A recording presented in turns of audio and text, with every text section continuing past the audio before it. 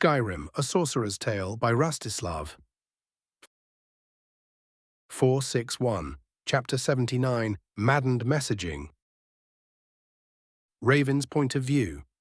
Of course, even with everyone's nominal agreement pretty much secured, the meeting went on for most of the rest of the day as we discussed all the proposals we could send, the negotiating tactics, and what we actually wanted out of the negotiations themselves. The part of me that was still the young elf feared being perceived as a traitor by my friends and allies in the Empire in favor of my new subjects, but the old fart within understood such fears were nothing but childish idiocy. This was just politics, pure and simple, even if said politics would inevitably end up more amicably than most other such meetings. But that was what one got when most of the sides in the negotiations were part of a similarly minded clique of politicians. And I've officially internalized calling myself a politician. Ugh. Shoving those thoughts for exactly never, I finally found myself freed from the burden of rule and was now walking to the tower the Falmer had repurposed for their worship of Oriel. A surprisingly accepted thing among the Dunmer, but I suppose you can only deal with injury and sickness for basically free so many times before even the most stuck-up of Telvanni mushroom sniffers accept you as worthy allies. Besides, I made it rather known how fucked someone would be if they bothered them, and after my little display above the Thornmarsh, no one felt like testing the extent of fuckery I was capable of inflicting upon them. I was drawn from my thoughts as the two unmourned guards tasked with guarding the Falmer Tower saluted me. At ease, gentlemen, I raise my hand slightly. Everything in order. Perfectly boring, my lord. The one to my left bows his head. The other one chuckles, just how we like it, and opens the door for me. The Falmer within the first floor, used as their common area, greet me as I enter, but they had long since learned to accept my presence and quickly return to whatever it was they were doing, leaving me to ascend up the tower in relative silence. A silence that was broken as the voices of the two people I came here for in the first place reached me, with the more gravely one speaking first. "You still haven't fully centered yourself. What is stopping you?" "It is not as easy as you make it out to be," comes the reply. Accepting my mortality was one thing all those ages ago, but feeling it in truth and living on, despite it, is not nearly as simple. Not even after months of contemplation, the first one asks. The second scoffs, "You know damn well it is not that ease." Anondor, I cut them off with a greeting as I approach and turn to the other Nerevar. "Doing well, I hope." Nerevar's rarely helmetless face greets me with a slight smirk. "Just peachy your hortatornis." He offers a faux bow. "You bless us with your presence." My eye twitches. You knew exactly how irritating it would be. "Yup." He smacks his lips with the utmost satisfaction. I naturally give him the finger and turn to my paladin. "Still having issues, I hear." He winces and quickly bows his head. "Do not worry, my lord. I will be more than able to perform my duties, no matter how out of balance I may be at the moment." My relaxed expression shifts into a frown. "Pardon me, but did I not tell you you would be taking a very long vacation after the war was done?" He visibly holds back a sigh. "My lord, I don't want to hear it," I interrupt, still a bit irritated by how pig-headed he was being. Still, I do make a point of switching tactics as I approach him and pat him on the shoulder. "Anondor, you fought to the death for me, quite literally died for me." He looks away, unable to actually make a counterpoint. "You have more than earned a long vacation." I go on, "and I will be hearing none of it. Go back to Silrune Fell with honor, find a hobby, maybe even build a family, and once you finally feel like you are comfortable within your own skin, come back to protect me once more." "But," he goes to protest before halting himself and shaking his head, "forgive me, but I have no other direction save for my sworn duty. It has been so very long. Maybe it is finally time to remind yourself why life is worth living and duties are worth having, eh?" I ask with only a slightly forced chuckle before patting his shoulder once more. "Think on it at least." Unwilling as he may look, he still nods. "I will listen to your wisdom, my lord." "Thank you." I give him a small nod and finally get to my actual point for coming here. "Apologies, but I am going to need to steal your companion now." I give Nerevar a sideways glance. "We have some things to discuss." "Don't let this old elf stop you then." Anandor tries to jape, but it comes out more miserable than anything. He stands there awkwardly for a moment before pointedly turning to his slightly glowing shrine and ignoring us utterly. Shaking my head in amusement, I give Nerevar a look and jerk my head towards the stairs, and we both leave. So, my predecessor begins as we are greeted by the night sky. What does my glorious successor want to discuss? How about I throw you to the wolves so you can deal with all the whining? I ask with a wry grin. He snorts, should have thought of that before trying to threaten me back in the mountain. I raise a finger to complain and then slowly lower it. Huh. He shakes his head. What did you want, really? Right, what are your plans now that Morrowind is safe? I ask bluntly. He raises an eyebrow. I am guessing that question is leading somewhere. It could be, I nod lightly. But if you want to retire, I will not be stopping you. You've done more than I could ask of anyone, really. His bemused expression shifts. You know, child, talking to you really is irritating. Oh. I lean on one of the battlements. And how so? Whatever the thing going on between you and Mephala is really fucking with my perception. He points out bluntly, I am not sure if you actually believe what you are saying or are just manipulating me into wanting to help you, despite how tired I am. I can't help but chuckle at his expression. So what you are really saying is that my concern for the elderly is so charming, you want to keep fighting for me. He scoffs, but the noise lacks any true heat. What do you want, really? Exactly what I have already said. I spread my arms. The world will not slow down no matter how tired either of us become, and I could use someone I know can be relied upon. I raise a finger as he goes to speak, but should you choose to fade into obscurity and retire, doing whatever the fuck you want to, as a reward for everything you have already done for the world, I will ensure you are not disturbed. He stares at me for a long moment before shaking his head with a huff. You are truly serious, aren't you? As serious as my disdain for idiots, I grin. So what do you say? Instead of answering, he turns to the city, the very same city currently still lively with celebrations and loud with commerce even after the sun had set. I remember the time this city was only starting out, and how it had fallen while I was forced to chase my once friend. And yet I had never seen Mournhold as lively as it is right now. He smiles at the sight and turns back to me. Fuck it, I am in. Knew you'd think peace boring. I grin and offer a hand, and thus, with a simple handshake, my power grows yet again. As giddy as I was to ensure Nerevar's future aid, I still had one individual to deal with before the day was over, and I could finally slink back into my chamber to scheme and plot and cackle, or whatever it is people believed I tended to do these days. I found my way to the basement of the palace, told everyone to vacate the premises, and promptly warded the ever-loving shit out of the place, ensuring I could annihilate anything and anyone stupid enough to try anything while within. Well, if they were a Daedra, at least. How very convenient, then, that that was exactly who I had invited to join me. Well, well, well. The irritating voice of Sheogorath greets me as I finish the summoning, the silver-haired old man grinning ear to ear at the sight of me. Naturally, instead of greeting him back, I blasted him with my divinity, instantly jolting his true inner self into action as his form twisted from dapper old fart into redhead Amazonian, the very same Amazonian currently staring down at me with an utterly unimpressed look. With a lazy wave of my hand, the empty room is filled with seats and a table, and, pretending she was not staring a hole into me, I politely waved for her to take a seat, doing so myself mere moments later. Well, she spoke after a few moments, her voice lacking the booming quality of our previous meeting. You certainly took your time. You said it yourself. I shrug. I had a job to do, and you found it reasonable. I did, she nods. The fact you did war to protect your people is not the issue, however, but that you needed to be reminded of our deal to call for me. Instead of being cowed by her metaphorical wall of judgment, I tilted my head. Try ruling my bunch of prideful chuckle fucks, and you will quickly find your time disappearing, as like so much ash in the wind.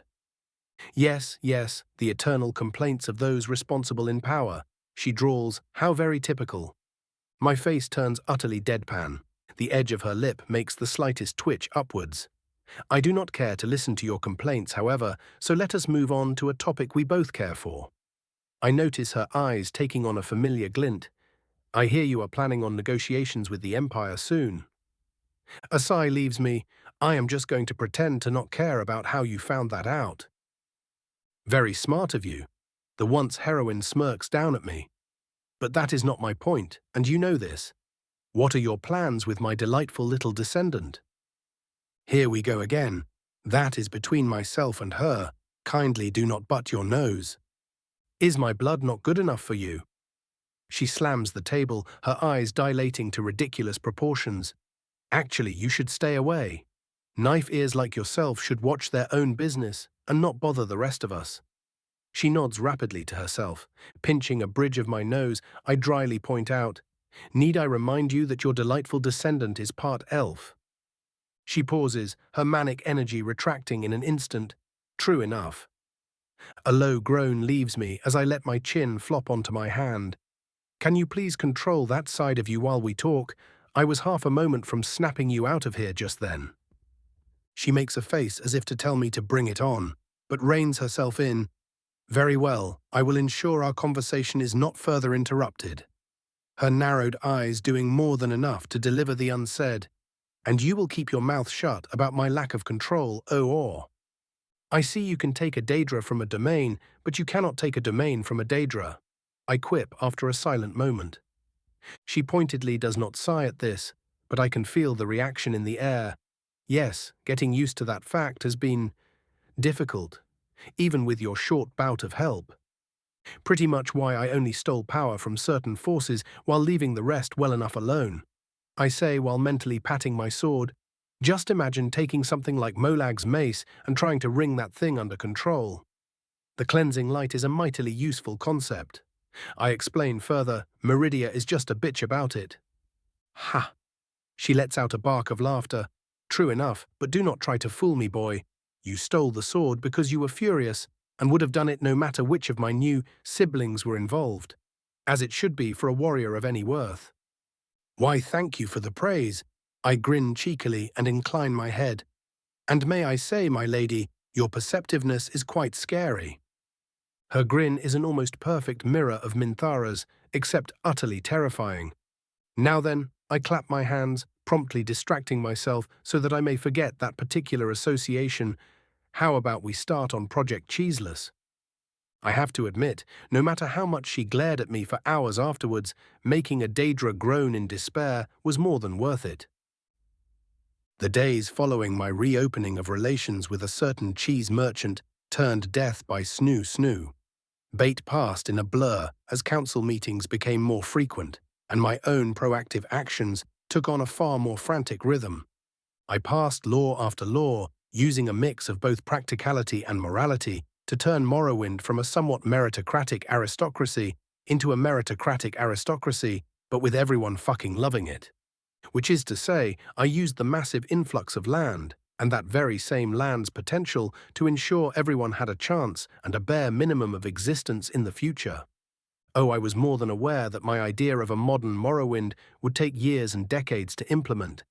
But even now, I could see I was turning what was effectively a wasteland into a prosperous frontier, rich with resource and opportunity, and I only needed to have a dozen fools begging me to reinstate slavery, whipped to near death, for the rest of them to get the message that no, I was not turning a place under my rule into colonial America. Fucking elves sometimes, I swear. The blatant immoralities of high medieval, yet very early Renaissance schools of thought aside, the rest of my time in that 1 week was taken by messages coming and going between Mournhold and the White Gold Tower, thankfully sped up considerably by the glorious orb. Titus was more than happy with organizing a meeting as soon as possible, both because of the obvious opportunity and his own desire to build political impetus within the Empire once we concluded negotiations. The old man was practically dancing while we talked.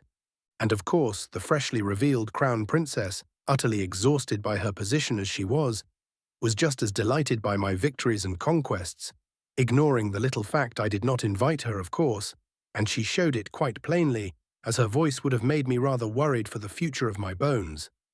If I still had actual bones, that is.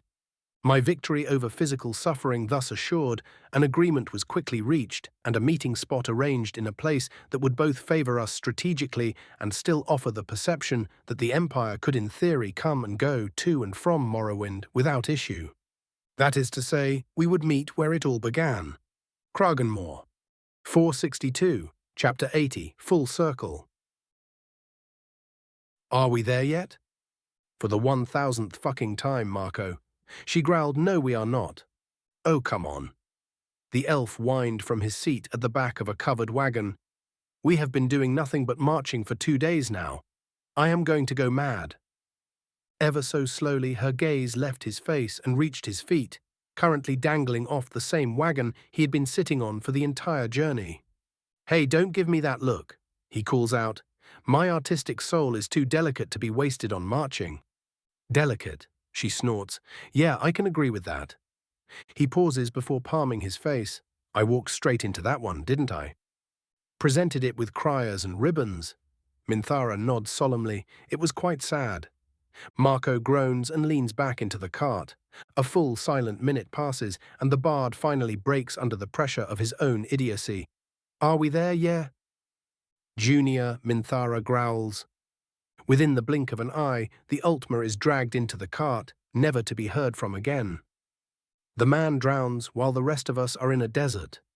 The rider to Minthara's right chuckles. Maybe I should also leave my sword to become a fool. My ass would certainly thank me. I think one fool named Stormcloak is enough to last us all of our lives. Another voice cuts in with a scoff.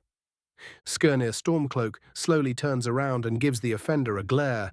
Why are you here again? To protect the crown princess, of course. The imperial man currently riding a massive saber cat familiar answers with a grin.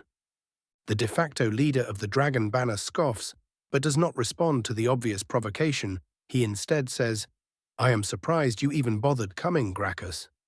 Even General Tullius chose to remain in the imperial city, and yet the notoriously lazy battle mage from his army decided to join a diplomatic delegation of all things. Besides the influence of such a posting, you mean? Tiberius Gracchus quirks an eyebrow and laughs when Skirnir's face twists in disgust. Minthara half listened in on their conversation as her horse kept trotting ever onwards, her thoughts slowly drifting into the concerns which had been practically suffocating her for weeks now. She knew it was coming for over a year by this point, but the reveal of her heritage was not made any less exhausting because of it. Everyone worth anything was trying to curry favor with her, and even the most disinterested heartland noble with 2 bits of brain to rub together was trying to scramble for any kind of advantage in what they expected would be a new Septim Golden Age. They were right, of course, even if she did not like admitting any kind of merit to the words of those who irritated her.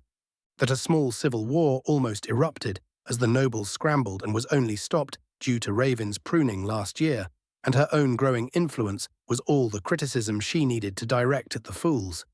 And she had enough beyond that to write an entire book. All of this only served to firm her resolve in the plan currently forming within her mind. She was snapped back into reality as the recently renamed Hortator's Way Road opened up and revealed the lands of Morrowind beyond, bereft of any and all of its previously notorious ash storms and covered in what looked to be endless, slowly growing grass and shrub. It was a land in the process of such absolute transformation it could be felt in the very air, as even the by now thoroughly beyond human demigoddess felt the air easier to breathe and quite refreshing to boot. Morrowind was, in short, everything the rumors said it was not. And she knew it was all by the work of only one person. But she could not spend more time to consider all of it as their procession slowly ground to a halt, their way barred by what looked to be a cohort's worth of Dunmer infantry wielding long spears and wearing solid metal armor.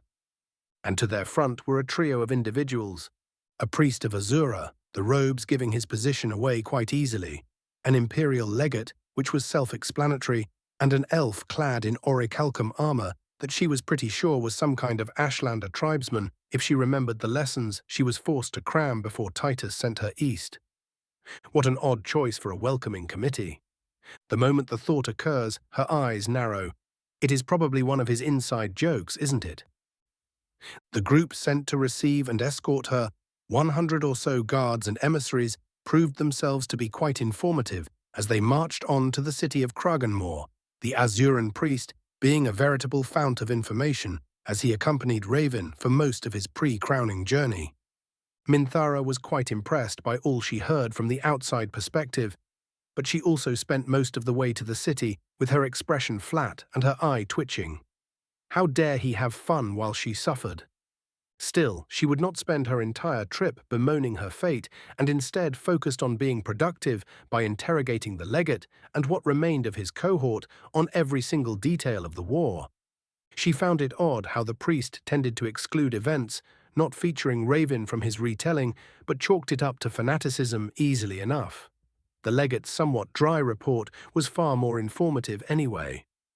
And by the gods, by the time he was done speaking, she was no longer quite as relaxed about getting Morrowind on board, because if the Dunmer could so utterly ruin the Argonians in battle, she needed that force on her side no matter what. Well, that, and it was the perfect excuse to force her into following through with her plan, that grew more and more terrifying with each step taken. The evening saw them approaching the small Dunmer city, its battlements resplendent after fresh repairs, and its many streets alight with activity as the people gathered to witness the historic event. Minthara was utterly calm as her delegation was led down the main road within the walls, her eyes rapidly scanning the many reactions of both the crowd and soldiers surrounding them as they marched. The vast majority of the crowd was composed by Dunmer, with the odd imperial merchant or skulking Argonian here and there, and the very same majority of elves looked upon the delegation with a mix of suspicion, curiosity, and even anger in some cases. The reasons behind those emotions and reactions would take her hours to sift through, so instead of worrying about it further, she thanked the divines that no one would try anything stupid and kept riding forth with her head held high. A level of composure she found rather difficult to keep as they were led into the luxuriously refurbished city hall and her host came into sight, and for the first time in months she came face to face with a smirking dark elf lounging atop an elaborate throne and staring her dead in the eyes. She did find the fact his eyes brightened upon seeing her quite pleasant though. Raven, utterly uncaring for the fact he was surrounded by his advisors, gave her a conspiratorial wink before clapping his hands and standing up, utterly silencing the room without so much as saying a thing. "Be welcome, my honored guests and friends from Cyrodiil, to Morrowind." His smooth voice cut through the ensuing silence as he spread his arms gregariously. Quickly gathering her composure, Minthara forced a perfectly polite smile and ever so slightly inclined her head. "We thank you for your hospitality, Your Grace." Taking her cue, the leaders of her entourage quickly echoed her words. Raven's lip twitched upwards, "And we are quite delighted to see you once more, Your Imperial Highness. Please, I am certain your march has left you tired and famished, so feel free to partake of the feast. We can proceed once everyone has been properly fed and watered." Before they can actually take him up on the offer, he adds, "Your Imperial Highness, Chancellor Juculus, do kindly join us here on the high table." She made a point of not skipping over to him and waited for her companions to move with her, leaving behind her more warlike followers to their feasting, while the diplomats sent by Titus went with her and were promptly sorted along the seats opposite of the Dunmeri delegates. The natural exception were, of course, Lydia and Junior, who were practically glued to her sides, a fact that was not disputed by their hosts. "Junes Lydia," Raven made it a point to greet them, "I am happy the two of you are still kicking." "Flame tongue," Lydia nodded, "I knew you'd end up like this." "Oh please, you will make me swoon." The Hortator grinned. Minthara stopped her finger from twitching, but the amusement in the dark elf's eyes told her quite clearly it had been noticed. He is going to be so insufferably smug about that. She realized with dread. "Sir." Junior, ever the professional, simply saluted and took her position behind the seats, right next to a pair of giant automaton and ancient snow elf. Minthara and Juculus took their seats and quickly scanned the group of elves seated to Raven's right. There were 6 of them, but the only one she recognized was Davos, who looked like he wanted to be anywhere but there, but was no doubt forced into participating by being the Hortator's right hand. The other 5 were an eclectic mix of elves ranging from young to old, from scarred to magically powerful to perfectly mundane, yet with cunning in their eyes. In short, they were the great lords, and they all wore their livery proudly so as to make both their position and identities easily recognizable. Well, all except the Telvanni, who looked so utterly done with the whole situation, he was half a second away from teleporting away back to his tower. Only the automaton staring him down the entire time stopped him from doing so. Once everyone was seated, Raven rose again and lightly struck his glass with a knife. Once more, allow me to welcome you all to Kragenmore, and by extension Morrowind. Please, feast, drink, and be merry. I am certain our cooks will have prepared something new and interesting for your palates. He rose his cup and took a sip. The Dunmer all saluted him as one, and soon the humans and few elves from the imperial delegation followed along, and the room rapidly descended into the wall of noise one might expect of such a meeting. Not that that stopped the particularly enterprising members of both sides from already beginning negotiations. Raven's point of view. Keeping all prim and proper, I see. I tease Minthara, my smirk hidden by my cup, as she tries and fails not to fidget in silence, afraid the people will gossip. The fingers of her hand currently holding her drink twitch, creating small cracks across the whole goblet that she then unconsciously repaired, as if I care what they all think. Before I can tease her further, she raises an eyebrow. Besides, I don't see you doing anything either. My lips twitch into a smirk. That is because I draw immense amusement from your embarrassment. And with a bit of magic fuckery, my voice suddenly moves from my lips to her ear, and I channel my inner Mephilan into a purr. I did miss you so very much, do not doubt it. She remains utterly still to my eyes, but I see her channeling alteration magic to keep down what would no doubt be an atomic blush. She gives me a sideways glare, oh fuck ye, and pauses, turning to me fully and pointing at me threateningly, don't you dare. I snort and summon a goblet of Dagoth brandy, very cute. General POV. She wasn't cute, damn it, but as usual, her grievances went unheard. Want some brandy? She tries glaring him down, but all it takes is 2 silent seconds before she succumbs and her shoulders slump in defeat. Yes, thank you. The far too amused elf just keeps smirking as he floats the drink to her. She takes a short sip and feels her eyebrows rising. This is certainly odd. It was almost like a perfect mix of bitter and earthy with just a slight tinge of sweet added to it. It is as if someone made the recipe to satisfy my tastes to perfection. He explains even as his eyes track a pair of Imperial and Dunmer diplomats, a certain Tor and Sadras, currently shouting at each other over some trade proposals. It is uncanny. Mm-hmm. She hums and unconsciously takes another sip. So what is the plan? The plan? The inevitable pretend ignorance comes. Yes, Raven. She repeats thinly, what is the plan? We have agreed on a general outline that we would cooperate, but both you and Titus have been very vague on how you plan on doing it. She knew this was meant to be her showing of winning the allegiance of an entire province, but they did not need to make it so frustrating. I don't know, dreaded dragon overlady, he drawls, obviously enjoying this far too much. What are your plans? God's fucking damn it, Raven. She sighs, her resolution growing. What is our end goal? She had been worrying herself half to death on how far she could push Raven's new subjects without alienating him, and his current flippancy was not helping things, especially since he seemed to know it too. He plops his left elbow on the table and lets his head fall into his hand. Why to finish negotiations in a satisfactory manner, of course. She made a point of ignoring the effect his lazy smirk had on her. So you don't care how it turns out? I obviously do care. He shrugs as he leans back into his throne, but you seem to be forgetting one rather important fact. What fact? She asks immediately. The fact that we are still very much on the same side. He points at her. I may be Hortator now, but my goals remain unchanged. All that has changed is that I can now fix a part of the world which has been drowning in darkness for eras unending. The results of these negotiations are yours to decide. Either way, I get what I want.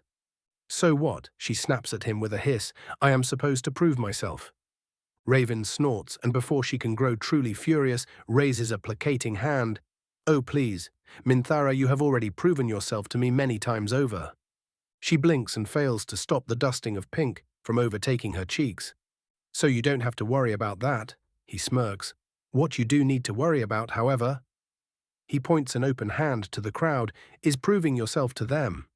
So that was his game. Of course, she sighs and downs her entire drink and stares into his eyes with a previously missing intensity. You will regret that later. He just wiggles his eyebrows. I wouldn't be so certain.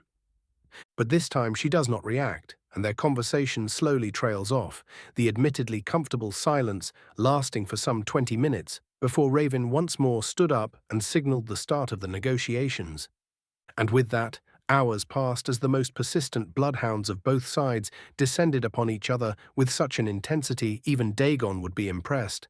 The most experienced and canny diplomats of both Morrowind and Cyrodiil making full use of their moment in the spotlight to make the most of the meeting for both themselves and their homeland.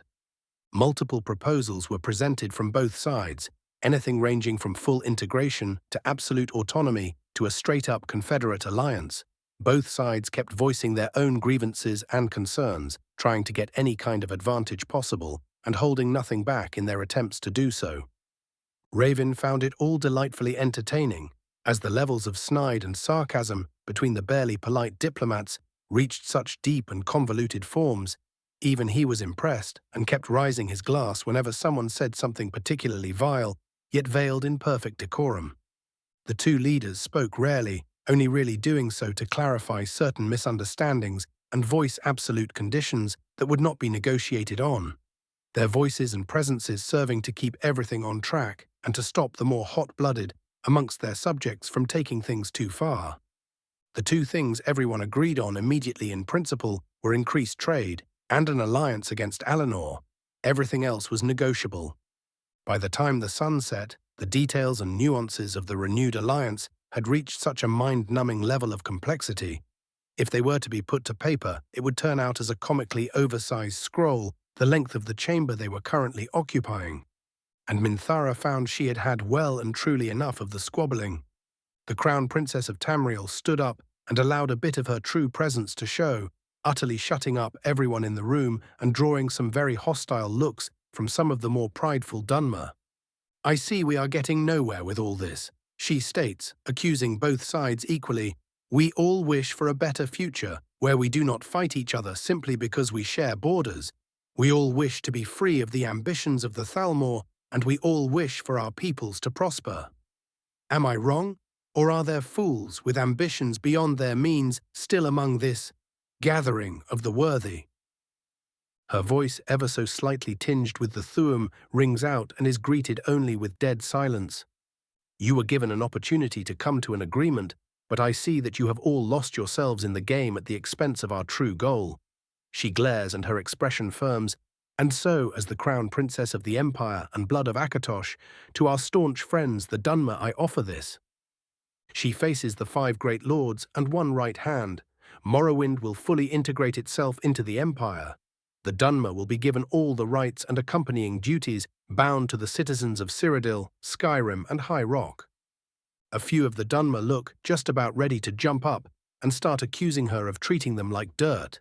But the raised hand of their Hortator stops them. Let her finish. I am also curious. Albeit reluctantly, they all sit back down. Thank you. Minthara smiles thinly.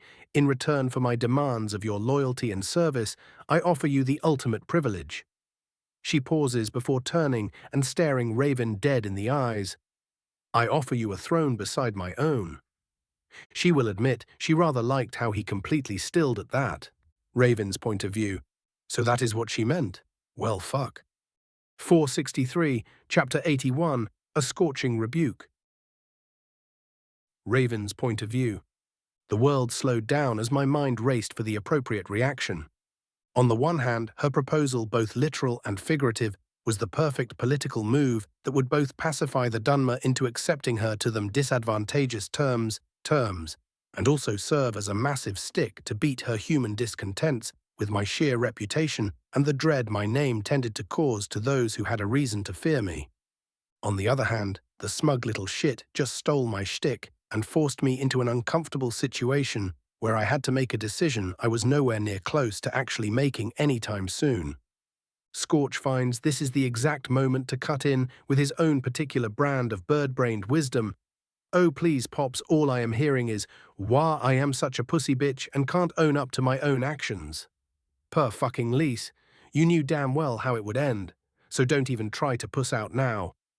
Motheroo, fuck you, Scorch, I want to procrastinate like a real man. Before I can go on, he cuts me off with the avian equivalent of a scowl.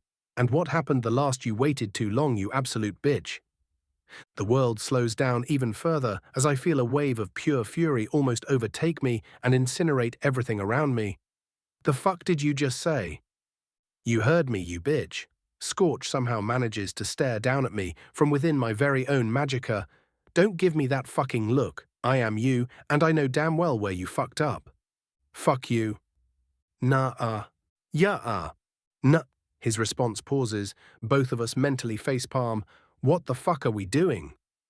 Still fucking procrastinating, that is what. Scorch immediately fires off. I summon mental whack. "Fuck off, you are no better." "Pops, I may not be the one getting hitched too quickly, but I am still you." He deadpans. "Yeah." I sigh mentally. Still, I feel like it is too soon. He chirps in irritation. "Oh, come on. You may be an elf and are already aware of your own immortality, but she is still a young woman and a Nord at that. Did you expect her to wait for a decade?" I pause at this, suddenly feeling like a bit of a dick about the whole situation. You aren't exactly wrong there. Scorch is never wrong. He bobs his head as if it were the most natural thing in the world. Now stop being a pussy bitch and take it like the man who looked at gods and told them to go fuck themselves. Within a blink, the conversation ends after a massive span of 5 seconds. Already I can see everyone's reactions rearing to explode, with both the Dunmer and Imperials being a rather diverse mix of anything between wholly approving to utterly outraged. The far too bold woman in question was still staring right at me with determination in her eyes, even as I could already see small doubt creeping into her gaze with my relatively long silence. A silence that was broken by neither me nor her, as Demnavani slammed his palm on the table and began laughing his ass off. Finally, someone said something actually worthy of spending my time on. The Telvanni Archmagister is utterly undeterred as Minthara slowly turns to him with a glare, slowly rising from his seat and grinning up at her. I have to admit, I fully expected this entire meeting to be a waste of time. But this, he grins wickedly, now this is proper negotiations. "Oh, and how so, Archmagister Telvanni?" Chancellor Ducalus, who was currently giving both Minthara and I some very confused side-eye, speaks up. "One would think that a mer of your station would be well aware of the necessary actions involved with running nations and the negotiations therein." Balladas just scoffs at this. "That sounds like something you hire servants for." He smirks at the Bosmer, "But then again, that is exactly what you are, is it not?" "Demnavani, stop provoking the good Chancellor." Sindral Sadras scowls at him. "Oh, stop nagging at me, woman." He waves her off. "I am just saying it like it is." "Awfully bold of you to forget that even we serve someone." The scarred Archmaster of the Redoran speaks up. "Though from your reaction, I trust you are rather approving of the princess's offer." "But of course I am." Demnavani claps his hands. "Just imagine such a pair ruling over the whole of Tamriel for centuries unending." He sighs wistfully. "And the product of such a confluence of bloodlines. Why, I can already see the utter power of such a union." "Balladas," I sigh, "kindly leave me out of your eugenics fantasies." "Eugenics, Hortator?" He blinks. I pause before instantly backtracking. "You know what? I think the world will thank me if I do not enlighten you to that particular line of thinking." "As you were." He looks completely lost for a long moment before once more clapping his hands. "Yes, quite. Now, as I was saying, only a fool would be against such a union. It both ensures Morrowind will always have a voice, and Cyrodiil will be unable to bother us overmuch." While they were all talking, I noticed Davos in the corner of my eye, giving me a grin of such shit-eating proportions I felt like smacking him. He was saved by Ducalus for now. A rather cynical view of the situation, but not an untrue one. The Bosmer Chancellor hums along, completely ignoring the Archmage who thanked him for the praise. Naturally, the details of such an agreement would still need to be discussed, but I feel neither His Imperial Majesty nor my fellow councillors would be opposed. And what about your vaunted Elder Council? Alandro Indaril cuts in with suspicion in his voice. From my experience, they tend to block any kind of deal that does not benefit them directly. Then your experience is out of date, honored Grand Descendant. Duculus replies tersely, the Elder Council has been enlightened as to the wisdom of a more authoritative emperor. Isn't that right, Count Tor? Vitellius Tor, who was seated slightly below the high table, bobs his fat head. Indeed, as one of the more eminent members of the honored Elder Council, I assure you that we will prove no obstacle to such a wise choice in Prince Consort. He looks up to me and once more nods. The Empire needs strength and stability in these trying times, and who better to provide such things than a pair of godslayers? A few Nords even further down raise their mugs and roar their approval, hear, hear. This is all rather hypothetical, of course. One Indaril Virin cuts in from his post at the scribe table to our right. After all, the only individual worthy of making that decision is the Hortator himself, and none of his loyal subjects would dare dream of imposing such upon him. All eyes once more turn to me and find me still scratching my goatee in thought. After another 10 or so seconds of tense silence, with Minthara growing even more worried, I finally speak. I would not be opposed to such an agreement. Before the room can properly explode, I raise my hand to forestall them. However, I feel I will need to discuss this with the Lady Septim here before making it a certainty. She stills as my gaze finally returns to her, but I do not keep the stare too long as I turn back to the crowd. I call for a short recess while we have our discussion. You may continue enjoying the feast, and please, don't break anything. Some of the guests chuckle, but the rest are too tense to relax immediately and only grumble, murmur their agreement. And thus satisfied, I stand up and signal for her to follow me, both of our pairs of bodyguards trailing behind us without a word being said between them. Finally, we reach a small balcony overlooking the freshly tilled fields in the distance and close the door behind us, leaving the two of us utterly alone. Raven, she begins, but I cut her off with a raised hand. No, I understand why you did it, but you could have given me a bit of a warning. Like you always gave me warnings before doing something outrageous. She crosses her arms, raises an eyebrow. I raise a finger to protest before slowly lowering it. You may have a point there. She smirks slightly, but it falls off quickly under the slowly growing tension. Look, I am sorry I sprung it like this, but I was taking too long. I cut her off with a bit of teasing to my voice. Exactly. She points at me with some frustration. How long would it have taken you to move things alone on your own? I'd rather not answer that question, I find myself saying, before the brain-to-mouth filter can stop being broken, causing an immediate huff from the irritated dragoness. But this was no way to deal with it. Oh yes, it was. She narrows her eyes and grabs me by the robe just slightly under the neck. You may be content in waiting for a decade, but I most assuredly am not. I know what I want, and I am not afraid to take it. I fan myself dramatically. Oh my, how bold. Her expression remains irritated, but I notice her blush growing. Stop that.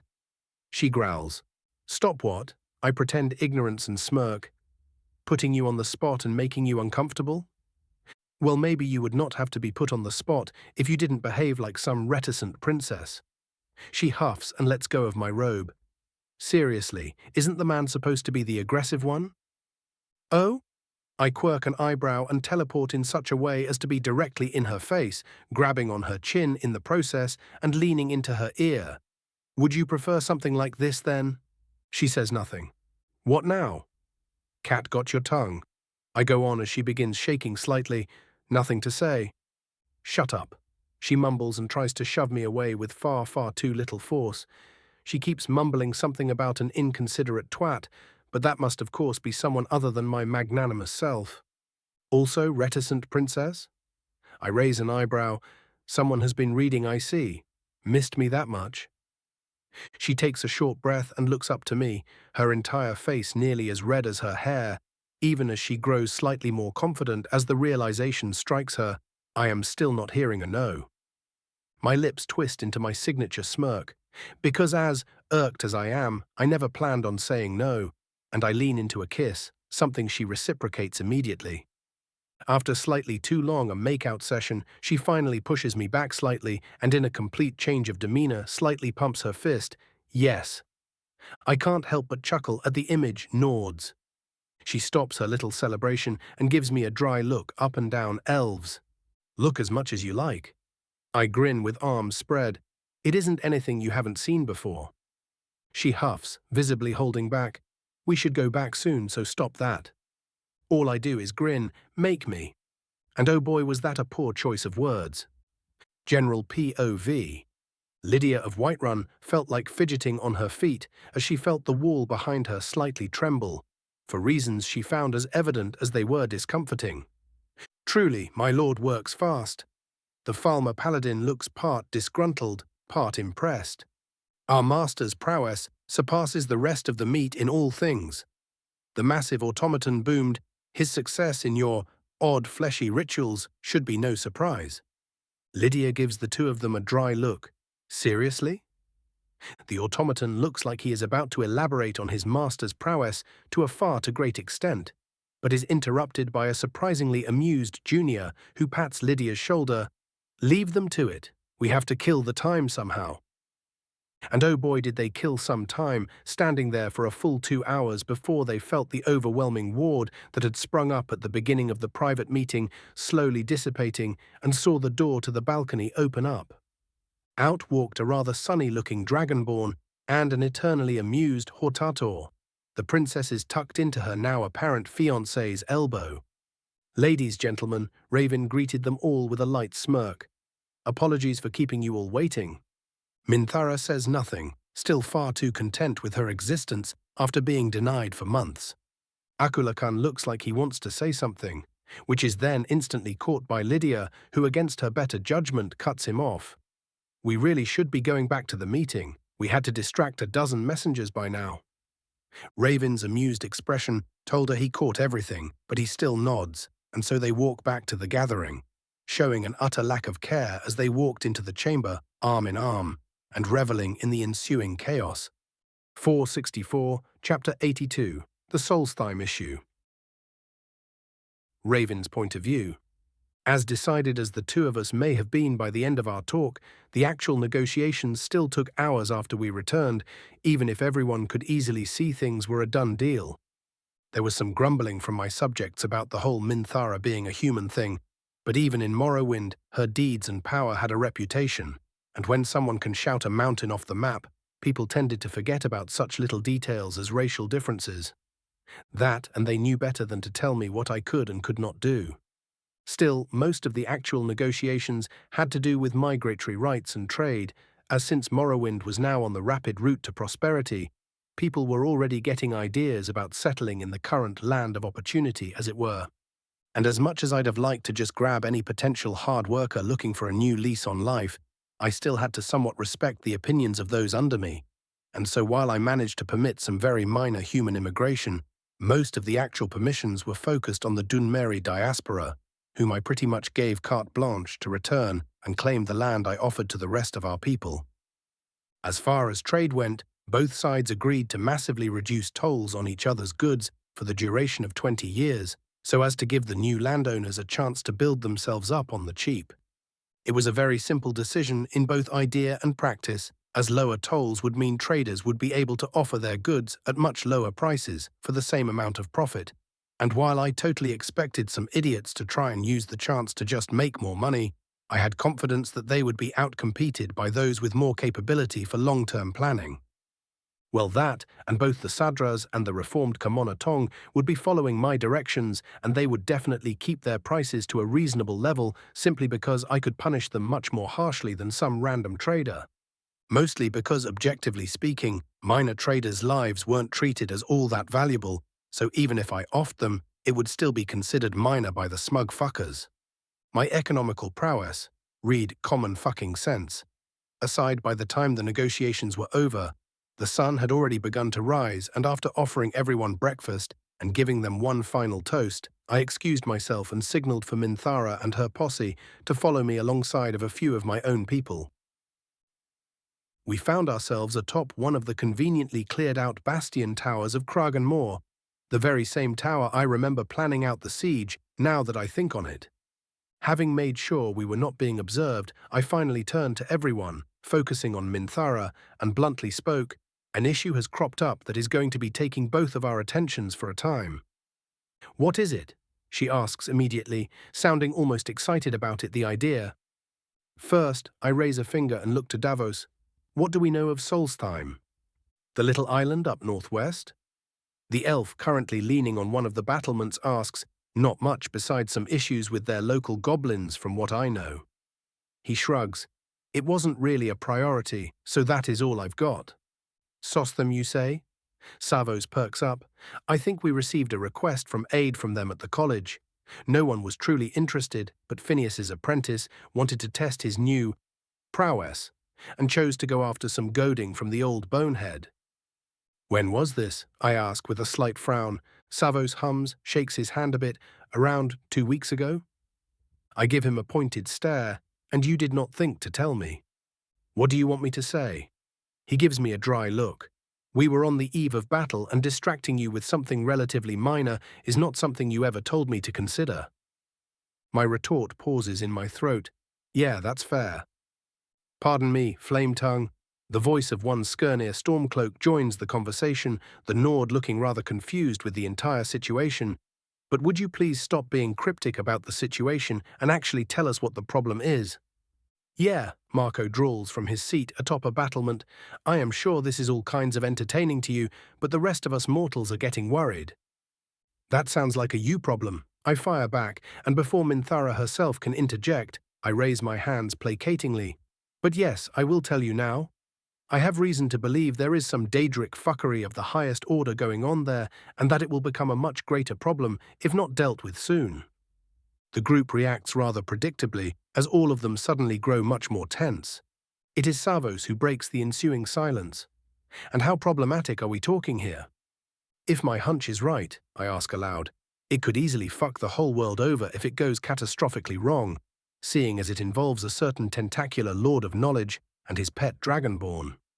Ignoring the sudden intakes of air, I smirk and add, "Oh, and we can't forget their pet dragons, of course." Minthara looks the most worried of all. Even if her expression remains perfectly controlled, I can feel her very sudden and very visceral need to know everything I do. But she manages to hold back and asks, "And how long have you known about this other dragonborn?" "A bit," I lie as easily as I breathe. "I've been investigating the squid fuck for a while now, and my allies in Oblivion were rather forthcoming with the information after I was done doing them a few favors on Nirn." "Your allies in Oblivion?" I hear Stormcloak mutter. I turn to him with a dry look. "I am the bloody Hortator." I hear Nerevar quietly chuckling somewhere behind me. You'd think the individuals I am talking about would be rather obvious. The Nord warrior blinks. "Ah. Yes. Ah. I drawl, much to the amusement of my fellow Dunmer. "As I was saying, this is an issue that will need dealing with sooner rather than later, and since it involves fuckery of the highest scale, part of me is of the opinion that only Minthara and I should go." She looks rather excited at the prospect, as one might expect. "Only part of you?" Savos asks tersely, obviously worried that I'd actually go for it. "Only part," I nod. "The other one thinks fuck that, and I should bring all the help I might need, since doing otherwise would be fucking stupid." "Ah, so now you don't want to be The eternal annoyance is promptly whacked for its impertinence, and ignoring the indignant squawk of the poor fool, I focus back on reality. We will obviously not be going there immediately, as simply disappearing would be asking for trouble, but we should go to Solstheim in a month at most. Mephala may have said I had 3 months, but I wasn't about to leave it to the last moment. "Well, I am obviously going." Minthara speaks up, only somewhat hiding her eagerness. "And as much as I'd like to just fly there immediately, you are quite right about the possible problems. The Imperial City is going to grow excited." She looks away. At the news of our engagement, and an excited city of that size is not a problem I want to deal with. And just after the slums were finally taken care of, Marco adds with a smirk. Yes, that. She gives him a nod. I don't want to give the idiots any reason to riot, so we will probably have to make a few appearances here and there and crack a few heads while we are at it.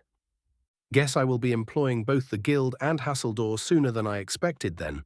I hum, and as everyone gives me a look, what? Some idiots are obviously going to be stirring shit up and I am not about to let them. Yes, I was just about to get to that. Minthara clears her throat. I'd employ the Penitus Oculatus for the job, but they are undermanned and only a few are actually competent, I finish for her, drawing a momentary look of frustration from the still silent junior. Being my most delightful self, I naturally add, Don't worry yourself, Junior. I think you are plenty competent. Marco laughs his ass off, and the agent looks somewhere between flipping me off and actually trying to stab me, which of course leaves her stuck vibrating in the spot. I myself have a question. Nerevar finally speaks up. Just as I was about to ask him what he wanted to know, Minthara directed her gaze at him. Who are you exactly? He says nothing, and Minthara slowly shifts her gaze to Davos, who just raises his hands in faux surrender. Don't look at me like that. All I know is that he has been hanging around Boss ever since they returned from Vardenfell, and is a complete monster in battle. Besides, Boss seems to trust him, and I don't feel like asking questions. Feels like all I'd get is a headache. Savos chortles. Minthara hums along and once more faces Nerevar. Well? My. The ancient elf chuckles. Children these days are so demanding. The dreaded dragon overlady is not amused. His eyes meet mine and I give him a shrug. It was his choice if he wanted to reveal himself ultimately. I hear him grumble something about responsibility under his helm before he ever so slowly removes it, revealing his rather unique haircut and the equally unique tattoos on his face. Allow me to introduce myself, since you are so insistent. He smirks and bows with an elaborate flourish. Indoril Nerevar, at your service. Davos palms his face with both hands and groans in despair. Hold on. Marco nearly falls off the battlement as he jumps up. Nerevar as in my predecessor, yes, I cut in dryly. So as you can plainly see, I have very good reason to be here. Said ex-hortator goes on as he rights himself. Minthara blinks in surprise before narrowing her eyes.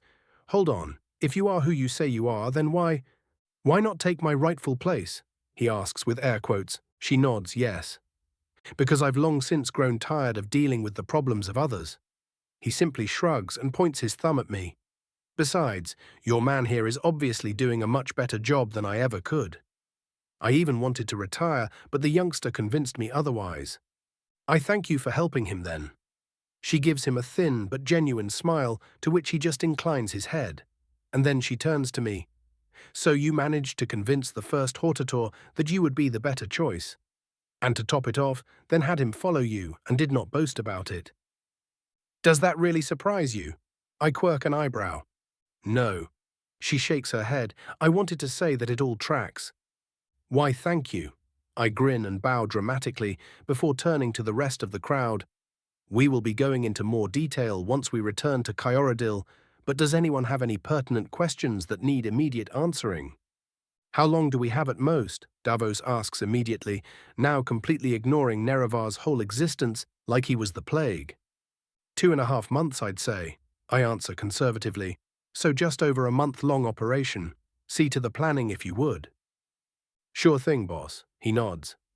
Anyone else? I ask, and receiving their negatives as they were all still processing the threat, I start walking away, waving for Minthara to follow me once more. You did not tell them everything. She points out as we stroll across the walls, politely greeting the bowing guards but otherwise ignoring them. That is because it will not truly concern them in the long run, I say a bit cryptically. She frowns. Oh? I grow silent, and after we pass yet another patrol, I finally speak. Unfortunately, we will probably have to enter Apocrypha to deal with all this. Apocrypha. She mutters, well, that is certainly an adventure at least. How sure are you? Near definitely. I grunt. And you don't think they would survive inside? She asks. I pause. Maybe Nerevar and Akulakan, but the latter might cause some avoidable issues. And Nerevar, she asks, obviously still a bit dubious about his presence. I will ask, and he will decide. I shrug. He'd be able to survive there, but he is still thoroughly mortal in his nature, even if his soul is no doubt ridiculously resilient at this point, so it would still be a minor risk. She obviously files the whole mortal bit for later, but remains focused on the topic. So who is this dragonborn you mentioned? Good on you for keeping that question for so long. I chuckle and she huffs. Have you ever heard the tale of the first dragonborn? She shakes her head. I don't think so. Unless you are talking about Empress Alessia, of course. There were many more dragonborn than just those who founded their empires. I point out, we need to go even further back in history, even before the Dragon War, when dragons still ruled Skyrim and a young man was born into their cult. A young man named Mirak. 465. Chapter 83 of Travels and Catching Up. Raven's point of view. Ha! I let out contented sigh as we finally enter Cyrodiil proper, my massive horse barley so much as shifting as the air slowly turned noticeably less charged. Say what you want about Morrowind's new coat of paint, but there just isn't beating good old fresh forest air. That isn't filled with hist filth, you mean? Scorch scowls causing me to do much the same. Agreed. Minthara's own expression mimics my own. No offense to your people, but Morrowind isn't all that pleasant after the novelty wears off. Too much heat for your royal constitution. I quirk a teasing eyebrow. She rolls her eyes and nods. Being part Nord, part Altmer really made the place hell for he, even if she managed to hide it very well. And I thought Hammerfell was bad. I just chuckle, drawing a curious glance from her. It used to be far worse. She pauses halfway through stirring her horse onwards and gives me a look of utter disbelief. Seriously? Oh yeah. I nod with false cheer. Imagine the entire land being bombarded by storms of searing ash throughout the day, and now add a subtle curse of doom to it all. Minthara turns silent for a long moment before blurting, how the fuck did they survive then? Pure damn grit from what I am understanding. I shrug, unwilling to go into another long elaboration. Thing is, they weren't surviving, not truly. If I wasn't as ridiculous as I am, the land would have probably died a slow death in a few centuries. That or your good Daedra, she uses the term with careful neutrality, would have just sent someone else. Probably poor Nerevar again. I snort.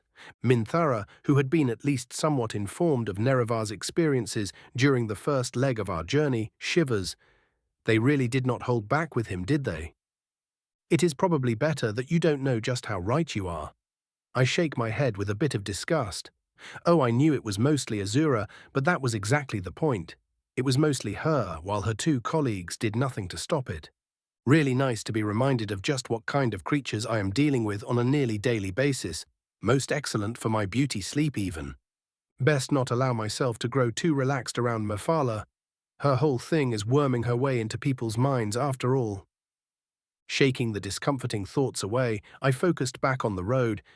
I doubt we will be reaching Cheydinhall today, so we'd best set up camp sooner rather than later. Sorry about the whole no teleporting thing. She winces slightly, but I wave her off. We need to be paraded about a bit, I know. I pretty much taught you that stuff to begin with. When did you teach me about politics exactly? She gives me a faux glare and huffs. Offering an elaborate bow in response, I smirk. Why, by watching my example, of course. Right, her lip twitches, betraying her dry expression, the example where you just scare everyone into submission. Your point? I retort immediately. She goes to retort but stops, and then frowns. Huh. I begin chuckling, and shortly later she joins me as well. It really is just threats of violence in the end, isn't it? She asks. Yup, I grin. Good thing there are not many people better at it than we are. She grins back, her expression somehow both brightening and darkening at the idea. Now go and tell them to set up camp. I've spent too long herding my own subjects around and refuse to do it for at least a week. I point at the caravan behind us while raising my nose imperiously. She looks like she wants to protest, but the moment she sees my expression as I prepare to bully her into it, she just huffs and turns her steed around with far more skill than before, and leaves me mounted atop a hill overlooking the forests of northern Cyrodiil. It had been some 3 days since Minthara's bold proposal, and things in Morrowind didn't even have time to go wild so they could calm down as we were leaving. Naturally, it was perfectly understood why I'd have to travel to Cyrodiil by my subordinates, but that did not stop the inevitable rise in unrest, however slight, that would follow my rapid departure. The other great lords were more than capable of keeping order, however, and with Davos's own network that was slowly subsuming both the shadowy guilds of Morrowind. They would have all the information they need to keep the peace and order until my subjects all calmed the fuck down and accepted the new truth of their lives. Which meant a great decrease in oversight from yours truly, a fact that held both advantages and disadvantages, but a necessary one nonetheless. Not like I couldn't just teleport back after all the pomp was done with whenever I wanted either. Naturally, I did not leave Morrowind by myself, as Minthara's procession found itself tripling in size as I was joined by a band of the unmourned, a few curious Telvanni, a bunch of Sadras traders practically frothing at the mouth for the opportunity to use my influence to grow rich, and a small honor guard chosen from each of the great houses, all of them employing familiar faces who had been steadily resuming their rise in the ranks, especially since every single one of them was a Thornpass veteran. My thoughts were interrupted by a quartet of particularly meaty steps, and I turned around to see Tiberius approaching atop his recently enlarged familiar, battle mage Gracchus. I greet him with a mocking drawl. "What a surprise!" "Your Grace." He smiles and offers a perfectly practiced courtly bow. What an honor to meet such a personage in the flesh. We stare at each other for a moment before both laughing and shaking our heads. "How have you been, Tiberius?" I ask after a while. "Well?" He straightens in his special saddle. "Skyrim has certainly done a lot for my reputation, especially since I participated at Solstheim. But I can't say I will miss the cold." "Already using the accolades to grow your house's influence, no doubt." I quirk an eyebrow. "Would be a fool if I didn't." He shrugs, being utterly in the right and knowing it. Ever since I decided to study conjuration, my father had been supportive and financed all of my needs, but there was always this undertone of disappointment. Martial houses tend to be like that. Humming along, I say, guessing there is no such thing between you anymore. "Of course not," Tiberius scoffs. "It may be just another day for you, Raven, but all of us that participated in that battle are treated as war heroes by literally everyone. By oblivion, I walked into the new temple of Mara in Falkreath a few months back, and barely left with my life when they realized who I was." Blinking at that little tidbit of information, all I can do is nod. I truly did not even bother considering just how much of a reputation boost it was to fight at Solstheim and win. "Woe is upon you indeed," is what I drawl out instead. He snorts, "Yeah, right," and turns quiet for a while as he joins me in observing the distant vistas. Damn, we really came far, didn't we? My mouth twists into a low grin. From a bunch of children hungering for magic to veterans of multiple wars and sovereigns and officers, far indeed. Tiberius practically radiates contentment at my words, once more turning quiet for a while before speaking once more. "What of the others?" "Well, you should be more than aware that the Flamehearts are still supposed to be in Legion custody," I half state, half ask. His eyes brighten in recognition. "Ah, that, yes. The General saw fit to release them now that the tensions have reduced." "Good on them," I hum. As for Morrigan, she seems content to serve the Jarl of Mournhold, while Yggdrasil is currently busying herself working on my automata for most of her time. "Well, at least she has her comforts again," he huffs. Shaking my head in amusement, I go on. "Marwyn has been reported to have moved to Solstheim to work as a mercenary for Ravenrock. He is probably fighting beasts even as we speak." "Will probably do him well in the long run," Tiberius notes, having experienced such himself. "Also, Solstheim? Isn't that the tiny island the previous High King gave the Dunmer?" "Yup." I pop the P. The colonization effort hasn't had much success, and what little they do have is having issues as we speak, but it is no great issue at the moment. "Sorry, mate, but you are not in the inner circle, and too many people are aware of our plans already." "Fair enough," he nods. "Can't be everywhere and everywhen. no matter how powerful you get. Don't tempt the world, I chuckle. He pretends to be terrified for a moment before we share in another bout of chuckles. Speaking of Falkreath and the good general, how did things go during your garrison duty? I ask after yet another pause, having drifted off deep into though the Imperial startles a bit before blinking his surprise away. Nothing too exciting, I am sad to say. It was mostly just patrols and overlooking the penal workers while they rebuilt Falkreath and slowly won the trust of the people there. I did go and hunt down a few dozen bandit groups, but honestly, after fighting dragons, chasing down a bunch of starving desperates was simply sad. So what you are saying is that you don't have enough excitement in your life? I ask ominously. He immediately backtracks, of course not. I am perfectly content with my life, thank you very much. There is absolutely no need for you to get involved, not a bit. I keep smirking at him as he panics. We will see about that.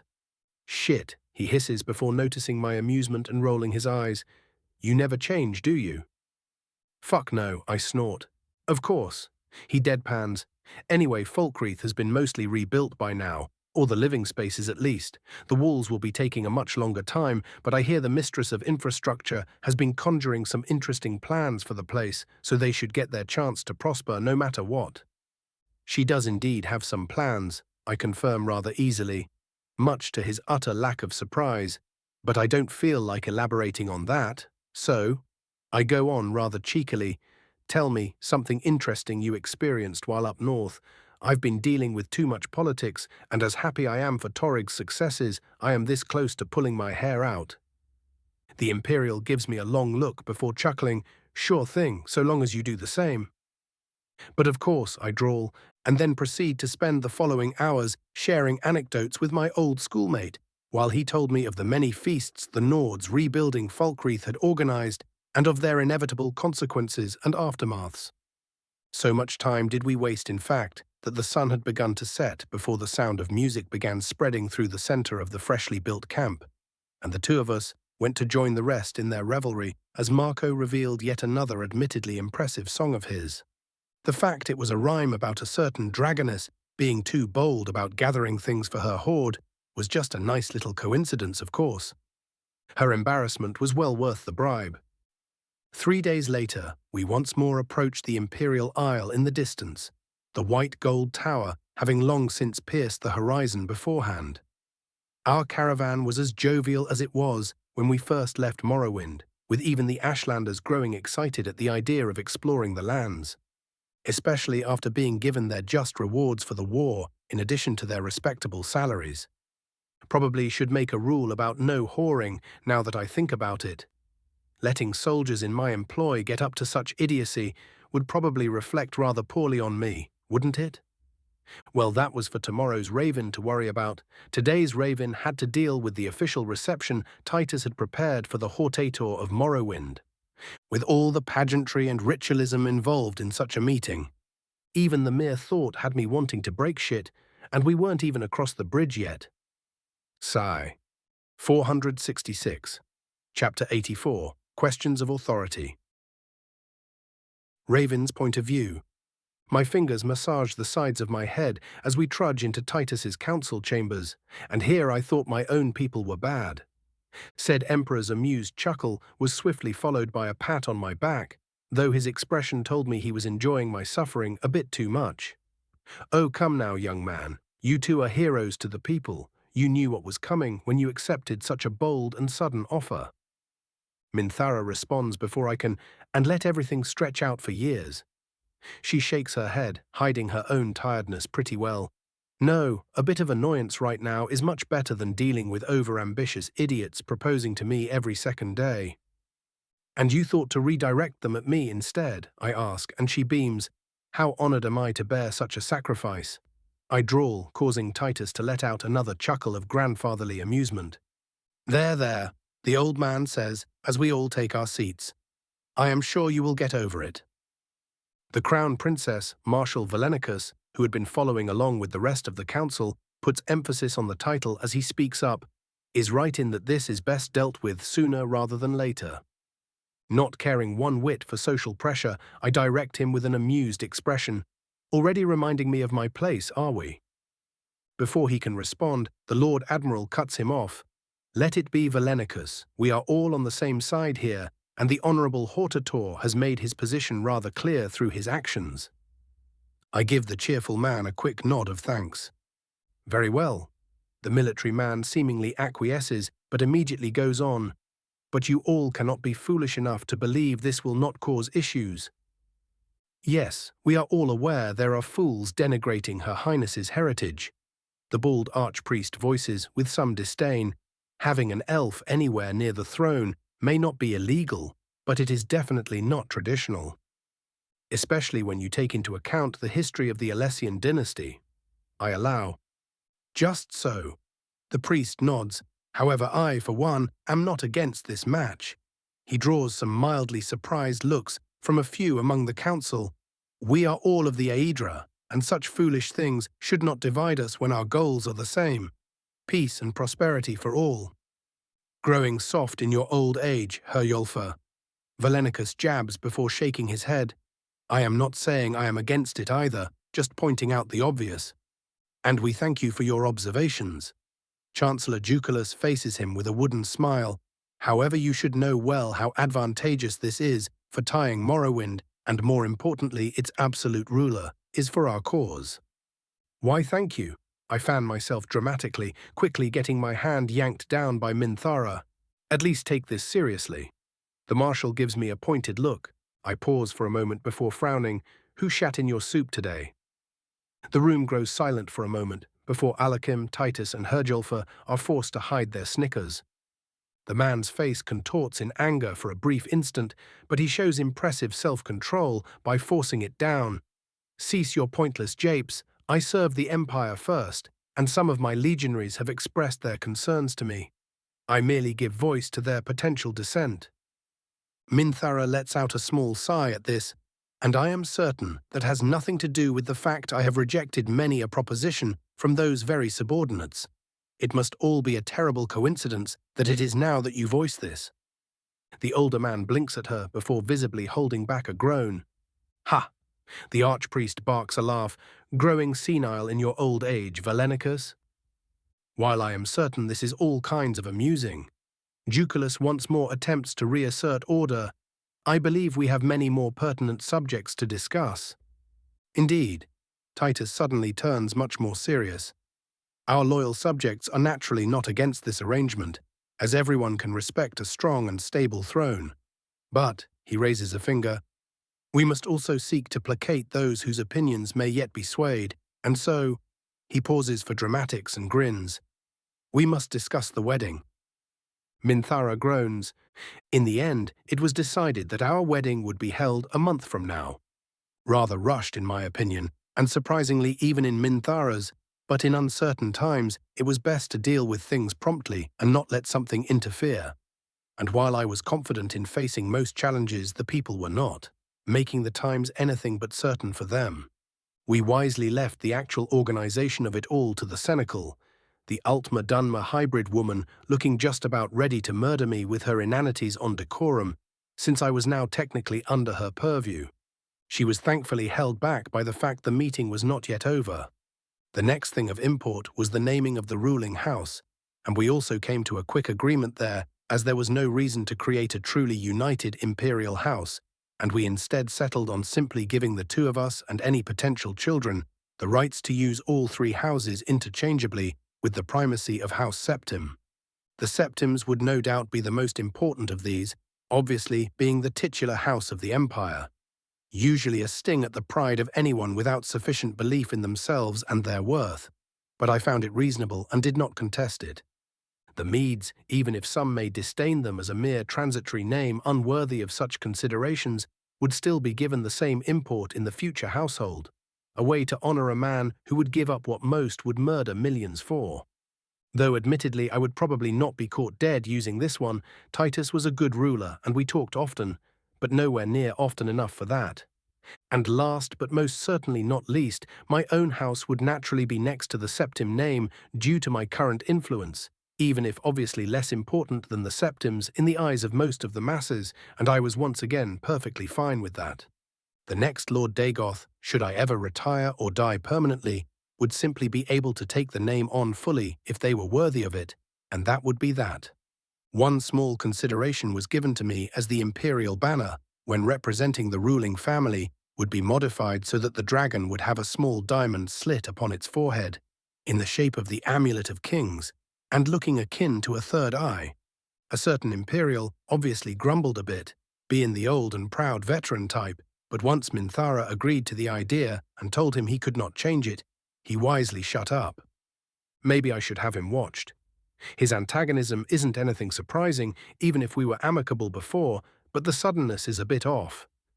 The man's voice of dissent only grew once we came to the topic of my authority as the future consort, and the council was pretty split there.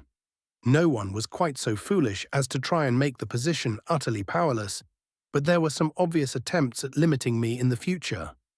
Something I would simply not abide by, even if a part of me thought it was due to a new rising emotion in my chest. I had not been this frustrated in a while. In fact, once a certain chancellor finished elaborating on his idea of what a consort should and should not be allowed to do, after several dozen other versions of "You rule Morrowind but not the Empire" were proposed, I finally found myself speaking up. I find all of this rather amusing. My voice was quite cold, but after dealing with Morrowind and their utter obedience to my position, I may or may not have had a growth spurt to my ego. If you fools think I will abide by anything that can limit me and force me into positions I do not wish to be forced into, you must have forgotten just what happened to the last unfortunates who tried.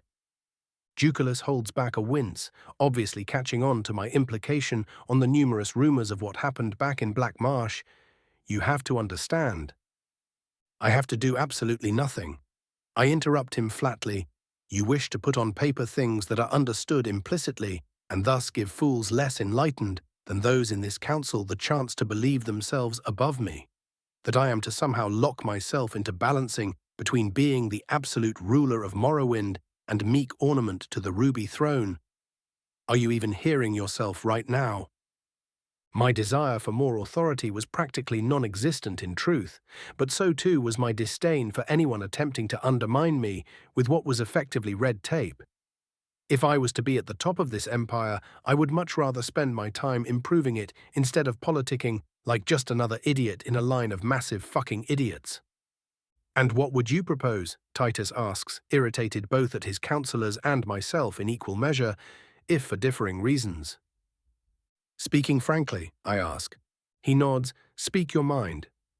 The sound of Minthara clearing her throat interrupts us, having seemingly abstained from the entire conversation. Prior to this moment, she immediately drew all eyes to herself. I believe what Raven is trying to say is that trying to enforce laws and rules that will simply not be obeyed is utter idiocy.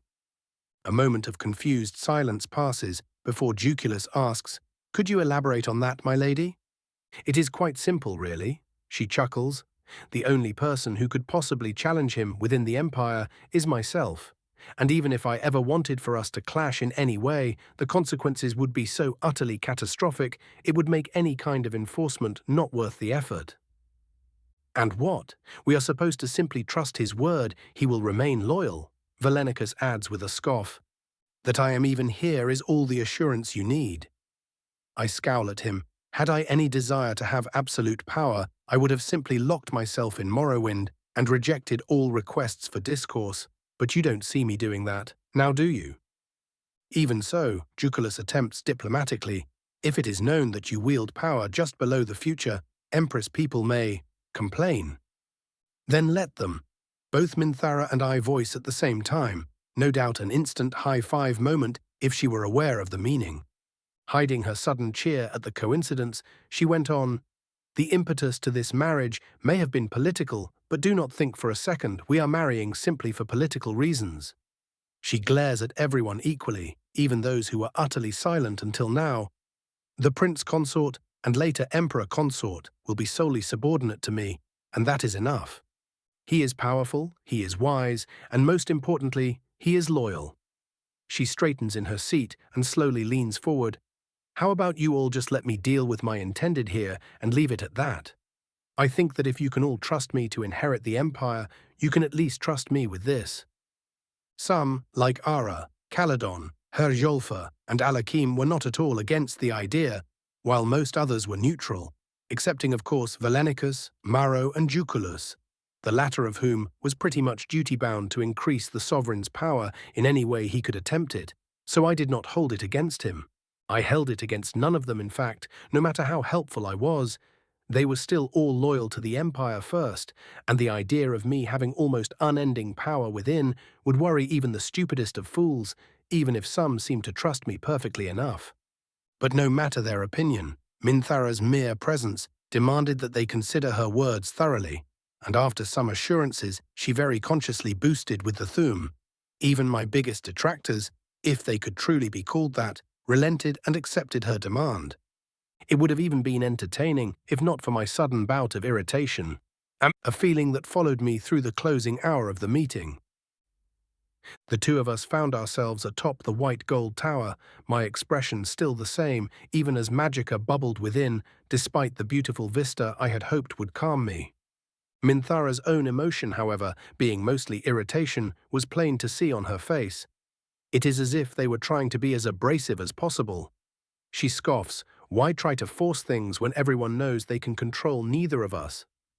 Chuckling a bit more bitterly than even I expected, I shrug. "To them you are dragonborn. It is only natural that they would not fear you and try to control you. You have the divine right after all." I turn around and spread my arms. Me though. They've just received news I personally defeated the Hist by cursing their heartlands to burn if they did not accept my demands. She goes to interject, but I raise a hand to forestall her.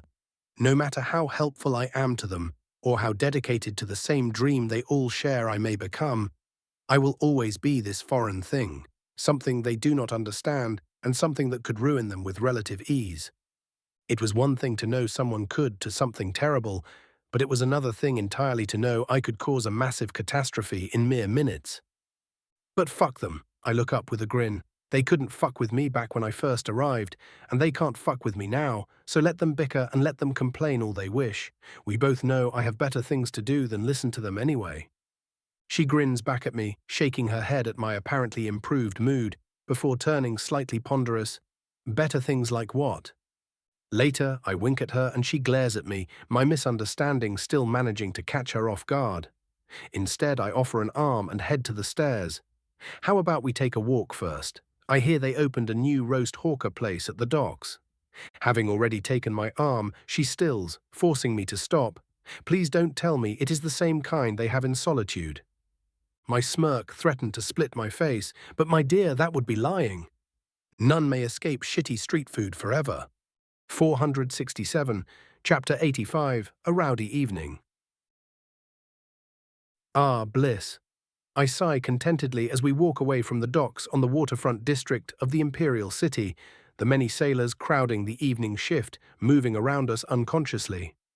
Minthara, already having experienced this once, contented herself with simply enjoying the walk, at least for a time.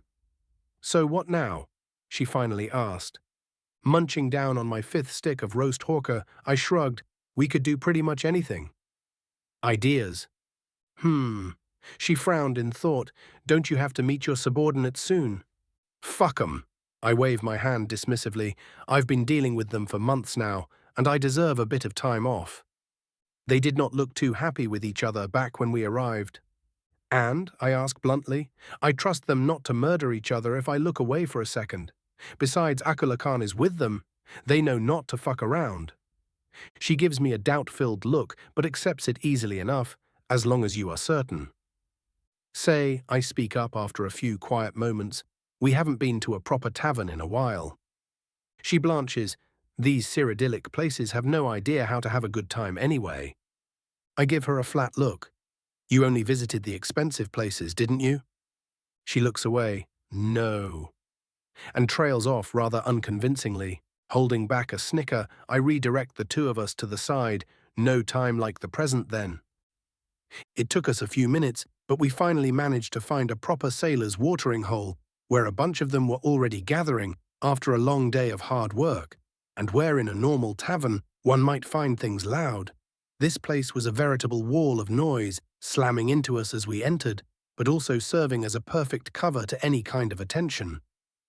In addition to the illusion, making us look like a completely ordinary pair of Dunmer and Nord, of course. Just as I began searching for a place we could sit down, I saw a mug sailing through the place right into the back of the head of an unfortunate sailor trying to enjoy his drink. The thing hit him with a loud thwack, and the man immediately stood up and rounded on his assailant, leaving the table perfectly empty. Well, this place is certainly... Minthara trails off as we take a seat. Smirking teasingly, I ask, like home. She offers a small grin, looking relaxed already. Exactly. Our talk is interrupted as what the uncouth might call a tavern wench walks over to us. Never seen you two here before. She accuses with her arms on her hips. Not here to bring trouble, are you? Do I look like I have money for trouble? I ask, gruffly. She rolls her eyes at my familiar behavior. What will it be then? Nordic if you have it, Minthara interjects lazily, or some local swill if you don't. I will show you swill, the woman scoffs without heat. You have coin for that. It is now my turn to roll my eyes as I tap an illusory coin pouch on my belt. No need to get prickly with me. She tuts and walks away. I am not sure how to feel about missing that kind of thing. Minthara shakes her head in amusement. Too bad we can't get drunk off of it. My emotions must have shown on my face because she immediately perked up. You found something, didn't you? Nerevar used to have the same problem, I say after making sure no one could hear us. He practically threw this thing at me when I complained. And lo and behold, on the table now stood a small bottle of orange liquid that only we could see, 1 drop per drink. She looked down at it for a moment before slowly meeting my eyes, our expressions perfectly mirroring. We did not stop at 1 drop. And I keeps telling them, Minthara swirled her mug, they should. I raise a swaying finger, shouldn't. That, she slaps the table. Anyway, they shouldn't keep pestering me all the time, but they just won't stop. Have you tried whack? I ask with utter seriousness. Whack? She stills as if she had just received a revelation. Whack. I nod. Her eyes clear up for a moment. You may have a point. We both pause as we feel the effects wear off, and I sigh. Another? She begins rapidly nodding. Oi, elf, a Nord man shouts to my side. That's me table. Find your own. I fire back without looking. A hand lands on my shoulder. You looking down on me, knife ear? He shouts into my ear. And before any onlooker can react, Minthara and I grab him by an arm each and toss him over the table, straight into the crowd across us. They all pause, slowly turning to face us. What? I growl drunkenly. A tense moment passes before the man we had thrown gets up and mutters, Damn, which fucking horse hit me? The crowd breaks into cheers, and before long we are dragged into them. Come on then, elf. The man we had thrown earlier slapped my shoulder. Show us your throwing arm. Grinning like a loon, I pick up the obviously blunt dagger, throwing it into the target without a care in the world and making it strike with a dull thud. Good gods, he mutters. Did I kill it? I ask as I pick up another knife. Minthara's hand slowly lowers my own. You murdered it, I think. And there it was. My dagger, dead center in the target, buried completely handle first. Stronger than you look, eh? A wench nearby flutters her eyelashes at me. Oi! The currently auburn-haired dragonborn rounds on her. Find your own man. The woman titters and walks away while swaying her hips. I feel 2 hands grab me by the shoulders, and soon I am facing the man again. Teach me your ways, he begs with tears in his eyes. Right, so like this? The man grins at me as I see a dozen symbols circling his hand, no doubt a product of my drunkenness. Yeah, sure. I wave him off to placate him because I did not just see a complete novice master strengthening oak flesh in 10 minutes. Now go and challenge them all, my apprentice. Even when drunk, I failed to keep the Palpatine from my voice. He bows his head with the utmost respect. I will not fail you, Dark One, and eagerly and rushes off. Dark One, I mutter and turn to Minthara, who was on her 5th cycle of being drunk. The fuck did I tell him? Was that? She blinks and downs another mug of mead. Something, take over the world. I don't remember. Tilting my head for a moment, I shrug. I am sure it is nothing. Minutes later, the tavern was filled with the chant of Ulf, Ulf, Ulf. Probably unrelated.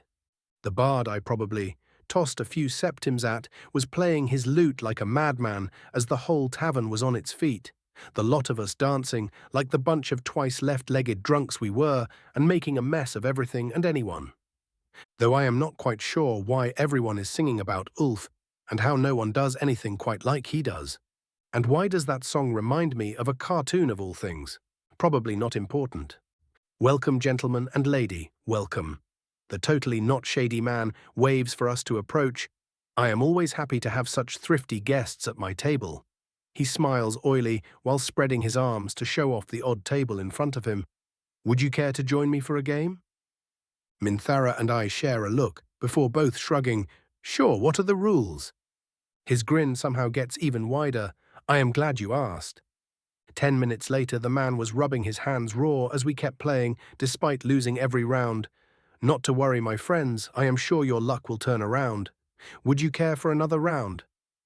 Oh, that dice looks wrongly weighted. Probably should fix that for him. Yes, Minthara slams the table again. I am to please, madam.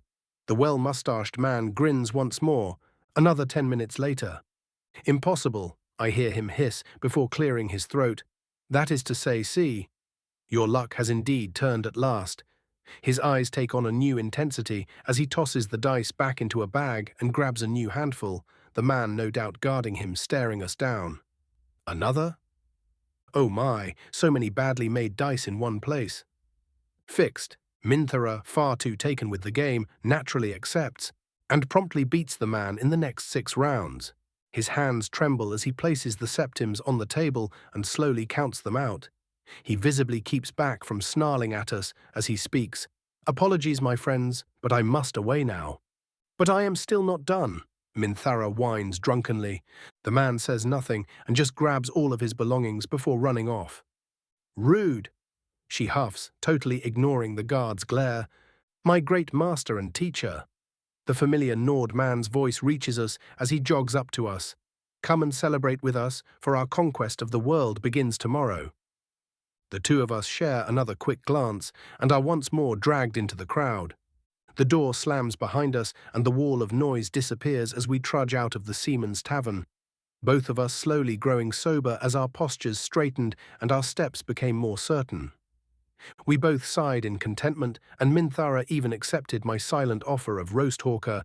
Haven't had something like that since Winterhold.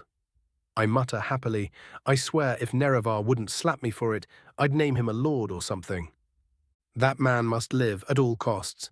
Minthara nods with utter certainty, but before we could speak on, the sound of numerous footsteps drew our eyes, and the same man who tried cheating us at dice appeared around a corner, followed by a bunch of city guardsmen. There they are, cousin. They robbed me blind and are trying to escape. But the man leading the guards did not move, except beginning to violently shake in pants, shitting terror. Cousin, are you not hearing me? The gambler looked to the man and his fellow guards who were also now just standing there, utterly terrified. Arrest these thieves or I swear I will. Apologies for troubling you on this fine evening. Leave this criminal to us. The leader of the guards cuts him off with a voice that broke repeatedly as he spoke and did not even wait for my response as he promptly kicked the man between the legs, shoved a wet rag in his mouth, and had him dragged off, leaving us both in silence. I couldn't help it, but my silent stare slowly turned into a snort and then into outright soul-deep laughter, inevitably ending up with me rolling in the dirt like a madman. Minthara was not much better, but at least she was still standing and only leaning while holding onto her stomach for dear life as she too laughed with tears in her eyes. Illusions were quite fun from time to time. We were woken up in the morning as loud knocking echoed through the master bedroom of my manor, the obvious concern radiating from the person outside serving as far more of a reason to wake than the knocking itself. My lord, dire news. The voice of Viren Indaril echoed out, there is unrest at the docks, and the Emperor has summoned you to aid them in calming them down. Grumbling to myself, I sit up. Which dumb fucks are stirring shit up? Mere sailors, or so I hear, but they are led by a powerful mage. For whatever reason, I felt a sense of foreboding. He calls himself Dark Lord Ulf, and has declared his intention in conquering the world. Is this normal for Cyrodiil, my lord? I slowly turn to the now awake Minthara, and we both promptly decide we are not dealing that shit and slip back under the covers. My lord, Veyrin's concerned call comes again, and I do not respond. Fuck that. 468. Chapter 86, Snow, Ash, and Alcohol. Naturally, ignoring one's problems is sadly not the optimal way of dealing with life, so after grumbling, and I mean a lot of grumbling, it was decided by way of grumpy pout that I would be the sacrifice, which of course led me to here. All right, Maro, what am I looking at here? My voice was as dry as the desert as I spoke. The Penitus Oculatus commander shifted a bit on his feet. They all suddenly stopped. Uh-huh. I deadpan, staring at a bunch of hungover sailors all snoring in an alleyway. And why exactly was I needed here then? Their leader was surprisingly powerful. He answers in an audibly rehearsed manner, and I thought it best to ensure we had some mage support. Mage support, I parrot dryly. So you thought calling me a royal guest is more reasonable than the Emperor's own battle mage? He clears his throat. I also received reports you and Her Highness were seen here last night, so you may know to explain what happened. Yes, your agents were rather obvious. I wave him off and he scowls, his awkward act disappearing for a moment.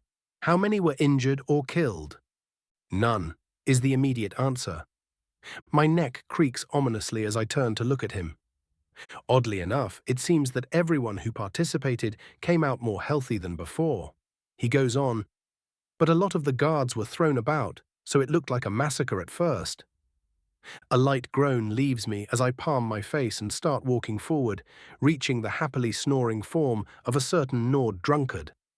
Naturally, I promptly kick him in the leg. Oi! It ain't light yet, Ma, he mumbles and hugs the drunk sleeping next to him. I hear a few of the guards snicker. Eye twitching with annoyance, I snap my fingers and in an instant all of the drunks are splashed with freezing cold water, every single one of the poor fuckers jumping up with a yelp of surprise. The small alleyway is filled with exclamations and demands, before slowly but certainly dying down as their eyes inevitably landed on me. All awake now, I trust? I ask with forced calm. Wisely, none of the dumbasses speak up. Nodding to myself, I look to Ulf. Done with your little escapade? What?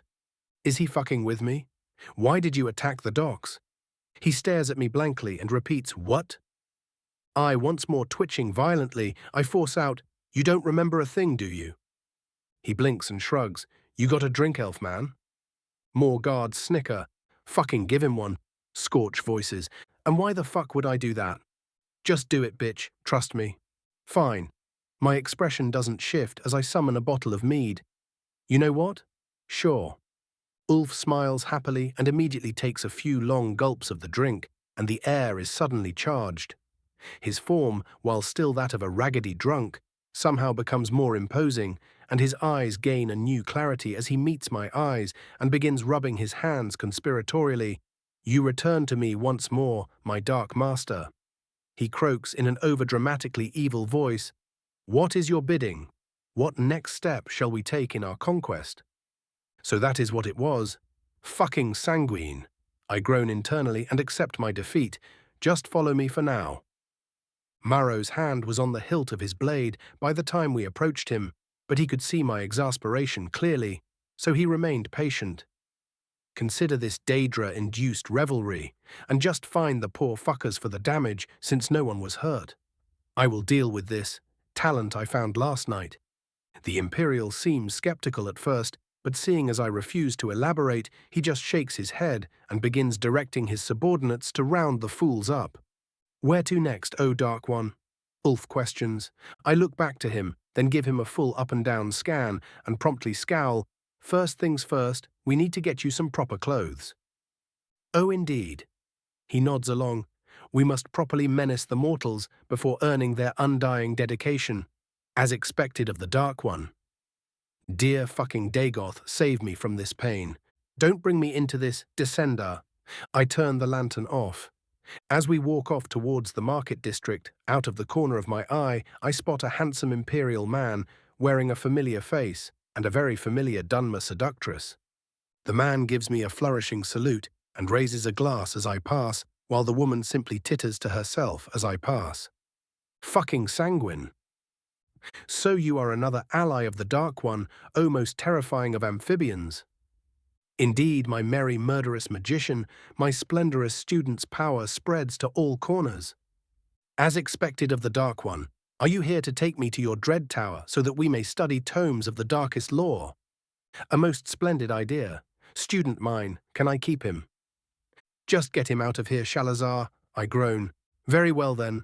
The lizard wizard squeaks, let us away then, my ominous student. What? And they are gone. Interesting fellow. I hear Savos chuckle to himself. Very unique. You'd fucking say that, wouldn't you? I grumble. Savos merely raises an eyebrow. All right. Minthara voices, what exactly just happened? I don't want to know. Davos immediately answers and walks out. We all follow him with our eyes as he does not even bother looking back. You know what? I ask aloud. I don't even blame him at this point. That man is going to retire early if you keep this up. Minthara chuckles before poking me in the shoulder, almost managing to get through my damage threshold with just that, now tell me what you found. Instead of answering her directly, I look to Savos. Your friend has been visiting. Oh, the old elf blinks. Well then, this ulf fellow is getting more interesting by the second. It takes her a moment to connect the dots. Fucking sanguine. Days passed as we focused on relaxing as best as we could, and save for a few council meetings and some friction between my subordinates, things were looking and even starting to feel rather peaceful. Well, they were becoming peaceful at the very least. So you think we should all grovel before you just because you've been sitting here on your arse while the rest of us were fighting? Dagoth Ulthis seethes at an annoyed Alor. The Ashlander spits on the ground. I did not think our Hortator rose cower. It is I who have been assigned as the steward of this manor. Alor cuts him off firmly, and have been doing work here in our master's absence by his own command. I will not have you creating disorder, as you will simply because you want to throw your weight around. Throwing my weight around? All this repeats mockingly, how is me making use of an empty room without simpering to you for it throwing my ashing weight? That room is meant for automaton supplies, not your persona. Oh fuck right off, you glorified goblin, it was empty at the time. Alor turns utterly still at this, closes his eyes, and counts to 5 before snapping them back open. Drag yourself to the training ground. I will have no more of your foolishness bothering our master. Finally, you say something worth a breath. Uldis scoffs and fastens his shield. Well, those two are certainly getting along, I mutter with some amusement, perched safely out of view as I was on my balcony. How many duels have they had so far? Nerevar, face covered in a helmet, chuckles. This would be their 7th. I will see to it that they do not murder each other. Anondor says, his voice a mix of annoyance and fond exasperation, and walks off after my nod. The old paladin was half retired at the moment, spending most of his time either reading in the library, meditating, or serving as a trainer for my warriors. Every single one of them respected him, and he was quite skilled in the act of fighting itself, even if his mind for warfare itself was middling at best, so he had already had some success in improving their chances in a fight. Akulakan's purple eyes sparkle with just the faintest trace of amusement, most of it drowned out by disdain. At least the meatbags know when to stop wasting their squishy fluids swiftly enough. Yes, they do tend to yap far too much. Nerevar agrees easily before looking at me. I hear you tried out my little concoction yesterday. Worked like a charm. I grin and tip my imaginary hat at him, though it could use a bit more duration in my humble opinion. His entire expression flattens in an instant. You do realize one drop of that swill is enough to outright kill most trolls, right? Your point? I fire back just as quickly. The first Hortator gives me a long stare before silently focusing back on the bout in the walled yard of my manor. Uldis was a pretty damn good warrior with a decent grasp on the good old sword and board and a respectable control of his alteration magic. But Alor had been trained by myself and was on his own merit, a very talented mage.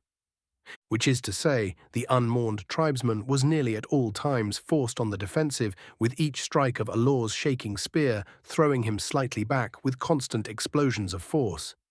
Add to that the fact the farmer simply had more staying power due to his skill in restoration, and their duels ended up with the pale elf winning more often than not. Still, all this was not completely helpless, and cheered on by the other veterans of the war watching him, he managed to get very precise and powerful counter-strikes in, punishing each mistake Alor made with a near-murderous viciousness. Back in the day, most minor house nobles would kill to have leaders of that level of power. Nerevar chuckles to himself before turning to me once more. It is a good thing you aren't falling into the trap of expecting to shoulder everything. And what? Spend millennia trying to protect and save everyone and babysit them? I scoff. Please, you know I am not that stupid. Truly. Nerevar stares at me through his helmet. And what of the numerous thousands that will inevitably perish if you do not intervene directly? Would your conscience remain clear even if you are to carry their lost dreams for eternity? I pause my observation of the duel and ever so slowly turn to face him. You are right, cunt. You know that. Some questions need to be asked. I can feel his smug expression through the metal covering it. Consider it a philosophical pondering and not a yes or no, if you will. It is my duty to offer all an opportunity. My answer is as simple as it is swift. I am neither omniscient nor omnipresent. Life is not meant to be either simple or easy, and I refuse to waste my own in trying to get every fool and unfortunate to live their own best lives. In the end, that is entirely up to them and fortune. A believer of luck, then? He prods. The dice will fall with or without some mystical force not even Magi may touch. I shrug. My point is that I will do my duty as ruler, and that is all. As surprisingly wise as I've gotten used to. He inclines his head. Come on then, the duel is about to end, and I've no doubt they've earned a word or two. Certainly. General point of view. Alor narrowly dodges a thrust that would have taken a chunk out of his shoulder and promptly twists around, slamming his silver spear into Uldis's leg and breaking it with a loud crunch. The Ashlander is thrown away, growling in pain as he twisted around on instinct to protect himself from a finishing blow. Had enough yet? The Falmer asks, investing great effort into hiding his sneer. Not before you eat ash. The unmourned scoffs and begins trying to roll onto his feet, only to get pushed back down by a frowning Anondor. Settle down, the duel is over. Uldis's temper near explodes as he goes to retort, but a slow clap stops him dead in his tracks. What a marvelous showing. The Hortator keeps slowly clapping, quickly revealing the mockery of the act as it goes on for too long. How very marvelous indeed that I see my own subjects maiming each other over something as petty as pride. Aelor immediately realizes he had fucked up and goes to explain himself, but is stopped by a raised hand. Save it, I've seen enough. He snaps his fingers and Ulthus's leg is repaired. Or do you two think I do not know what is happening in my own home? All the snow elf can do is bow in shame, an act quickly followed by Ulthus as he scrambles onto his feet. My lord, are you not being too harsh? Surprisingly, it is Anondor who speaks. Wounds are to be expected after a bout. Wounds are not the issue, Anondor. Lord Dagoth sighs. It is the reason they are inflicted in the first place. He faces the two fighters. It is one thing to hone yourself against an ally or rival. It is another thing entirely to vent your frustration over petty shit because you can't control your own ego.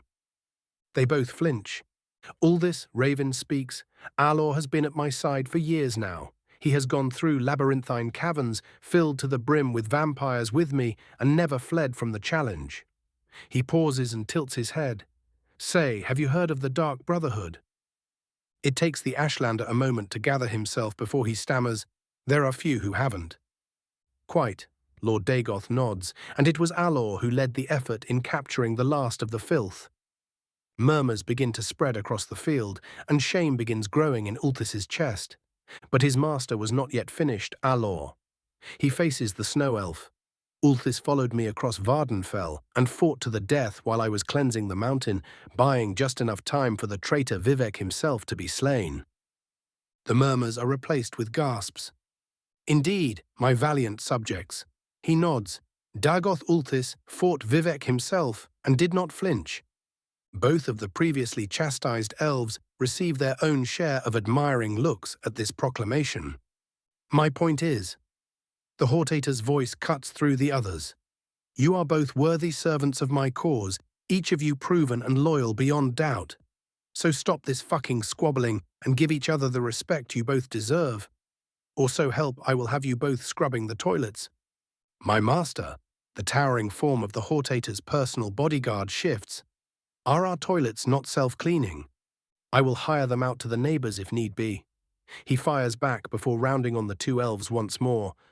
Now, have I been understood yet, or do I need to get creative? Their response is as instant as it is synchronous. No, sir, we have utmost respect for each other, sir.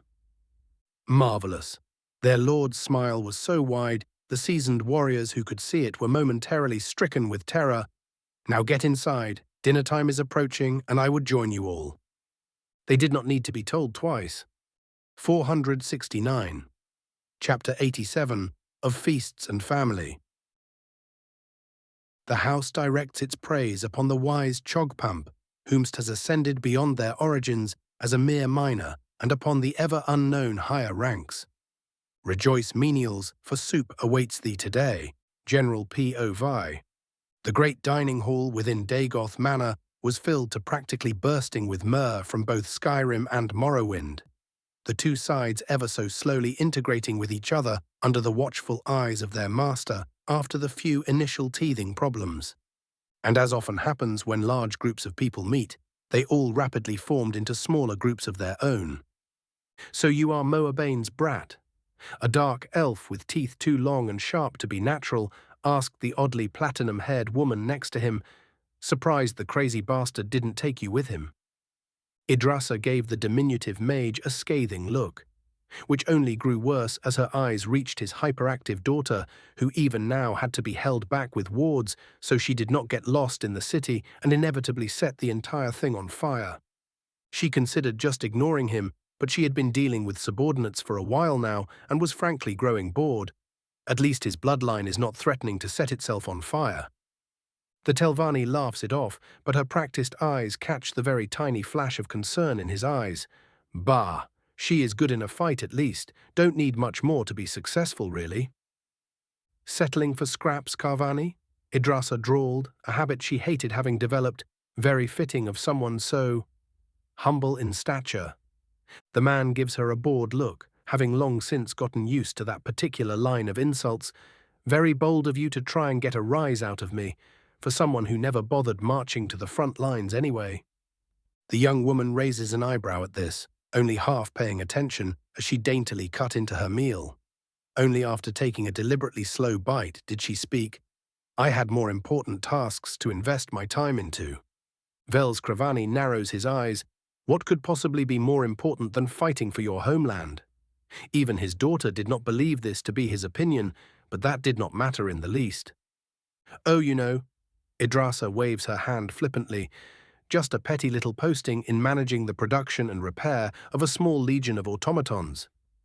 Carvani huffs and inclines his head, admitting the point. At least you have a spine, unlike most of the brats these days. And you are surprisingly tolerable for a fossil. She offers him a smile that could be nothing but fake. The much older elf snorts and they continue trading jabs for hours. In another corner of the vast room, a pair of Falmer and Dunmer completely ignored their food as they pored over each other's notes. Both Alor and Virin Indaril looking as if they had just struck an ebony mine that they would delight in excavating on their lonesome. The two massive distinguished scholars shared a quick look, gave each other a deep nod of respect, and summoned writing equipment while warding themselves away from the rest of the tumult. A bit further away, yet another similar pair were engaged in conversation of a far more worldly nature. And how much of an effect do the labourer spiders have on logistics in truth? Regnild Sadras asked with a frown. Rubbing his hands eagerly, Eldor grinned his unnatural grin at the much taller elf. They speed up loading and unloading threefold, and even more importantly, you do not need to hire nearly as many sailors and waste the storage space on supplying them for long trips. Trust me when I say this.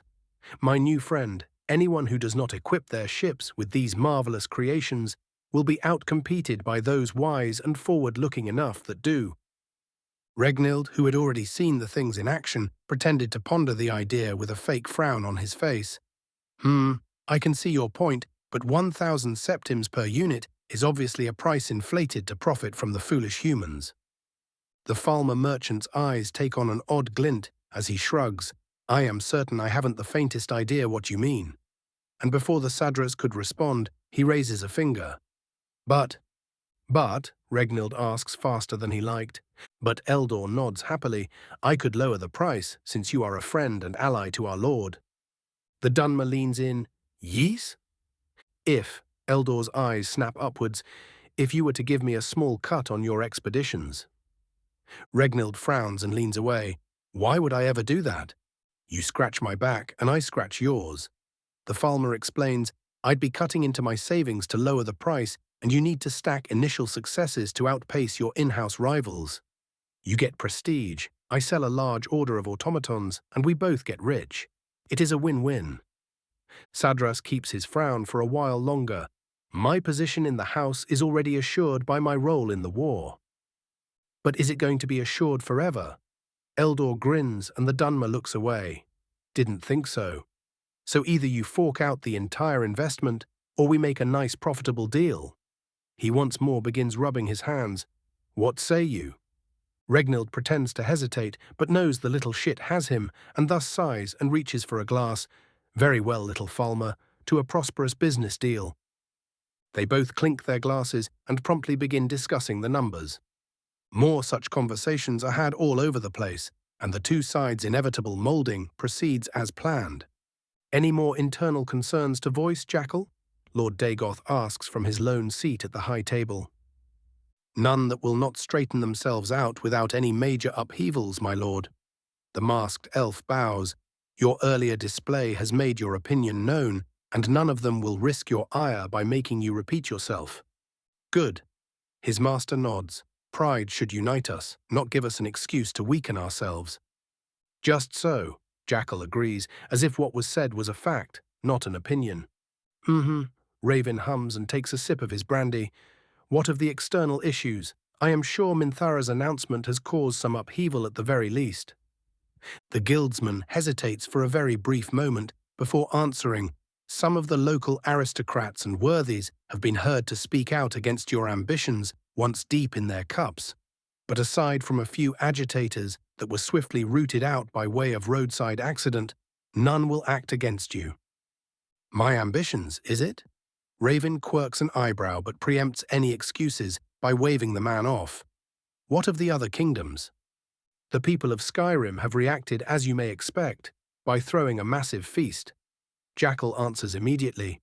Those of High Rock have had differing reactions, but since most of their nobility is of elven blood, they did not raise too much of an issue. Both the High King, his Jarls, and even some Breton petty kings will be marching south to take part in the proceedings. That is certainly reassuring. Raven nods along, and yet for all your assurances, it is you who is giving me the report, and not Davos.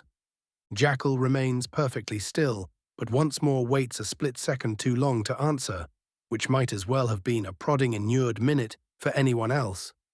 Lord Davos is investigating a rumor your Magi scried of the Altmer preparing to do something. We did not wish to distract you from your well-earned break, so we— He pauses and looks away. Acted on our own. Raven frowns for a split second, but near instantly does a minute shake of his head, as if having an internal conversation in an instant. I thank you for your considerations, and trust that Davos has equipped himself sufficiently to not have any trouble. Certainly, my lord. Jackal nods. A full report will be delivered to your study upon mission completion, but we believe this to be a mere attack of opportunity made up of expendable assets. They will not invest anyone capable of facing Lord Davos, especially not someone capable of preventing his retreat. Jackal feels like his master is looking directly into his soul for a long moment before ever so minutely nodding. Very well. I will trust you with this. His eyes narrow. Do not disappoint me. The veteran guildsman offers a short bow before removing himself from the room. Barely a moment later, Raven schools his expression and stands up, raising a toast to his people and trying to enjoy the feast. an act somewhat ruined by the inevitable worry he faced now that things were out of his grubby, micromanaging hands. A thing he knew to be necessary, yet was made no less frustrating by that fact. Raven's point of view, hours later. My hand moved with the utmost precision as I directed the enchanted brush across the equally ridiculous canvas. The little project I had been using to relax ever so slowly approaching completion, just as dawn too came closer. At first, the painting was meant to be just as any other I created, simple, amateurish work not fit to be displayed, but merely serving as an outlet of a near-infinite stream of thoughts and feelings. That turned out to be completely unfeasible ever since my ascension. My mind was already far above that of a mortal before I ascended Red Mountain, and was utterly alien to what it was before by the time I descended, which meant that no matter how hard I tried, simply painting something for the pleasure of it became an impossibility, as each image I put to canvas looked to be nearly alive, no details lost to memory, and no minute mistakes escaping my eyes. It was like I got hyper-OCD, but with the ability to fix it. And it was fucking annoying, which is why I decided that if I could not dumb my hobby down, I'd just make it infinitely more complex so as to serve the same purpose. And thus I was led to this moment, before me a massive enchanted canvas, alive with color, displaying a long moment of the battle at Thorn Pass where the two armies first clashed, and then displaying all the rest of it. It was like a stop-motion movie, but infinitely more fluid and precise. Did I just animate a memory through sheer dumb perfectionism? I pondered aloud. Scorch materialized atop my shoulder and bobbed his head. Yup. My mouth snapped close with a click. Huh. Kinda unfortunate it lacks sound, though, he points out. I frown. I can just illusion that in there if I want to. Making a movie wasn't the point. You should do it. Scorch keeps bobbing his head. And why is that? He gives me the driest look he could muster. Because movies are cool and you get to show off. Very true, I frown. You may have a point. I always have a point, Pops. He rolls his flaming eyes. You just refuse to see my magnificence without being a reticent little shit about it first. Uh-huh. I nod mockingly. Grounded bird says what? Don't you fucking dare. And he is gone. Just in time, too, as by the time my feathery companion finished with his little tirade, dawn had nearly approached to its fullest extent, and I had to teleport myself into my basement, the familial shrine within already bubbling with power at my approach. Such was my connection to the patrons of the spirits within said shrine that all it took was a mental nudge for a pathway to form, and for a pair of Dunmer ghosts to materialize before me. And yet, even after waiting a few seconds, Viren and Alinea Dagoth say absolutely nothing. Really going to try and make this awkward for me, huh? I mutter. As if a switch had been flipped, my mother's gaze turns thunderous. Make it awkward for you? Young man, if I still had feet, they'd be shoved so far up your ass you'd see them when you open your idiot mouth. Ely, we talked about this, Viren sighs. No. She snaps at him. I warned him to not take risks. And what does he do? He forces us to watch as he takes on the entire curse of Morrowind on his own. I go to explain myself, but she instantly snaps her eyes at me and shuts me up with a look of pure motherly fury. Lady Azura assured us he had her assistance. Viren makes a heroic effort at ignoring her dread gaze of judgment, and as you said, she even let us watch.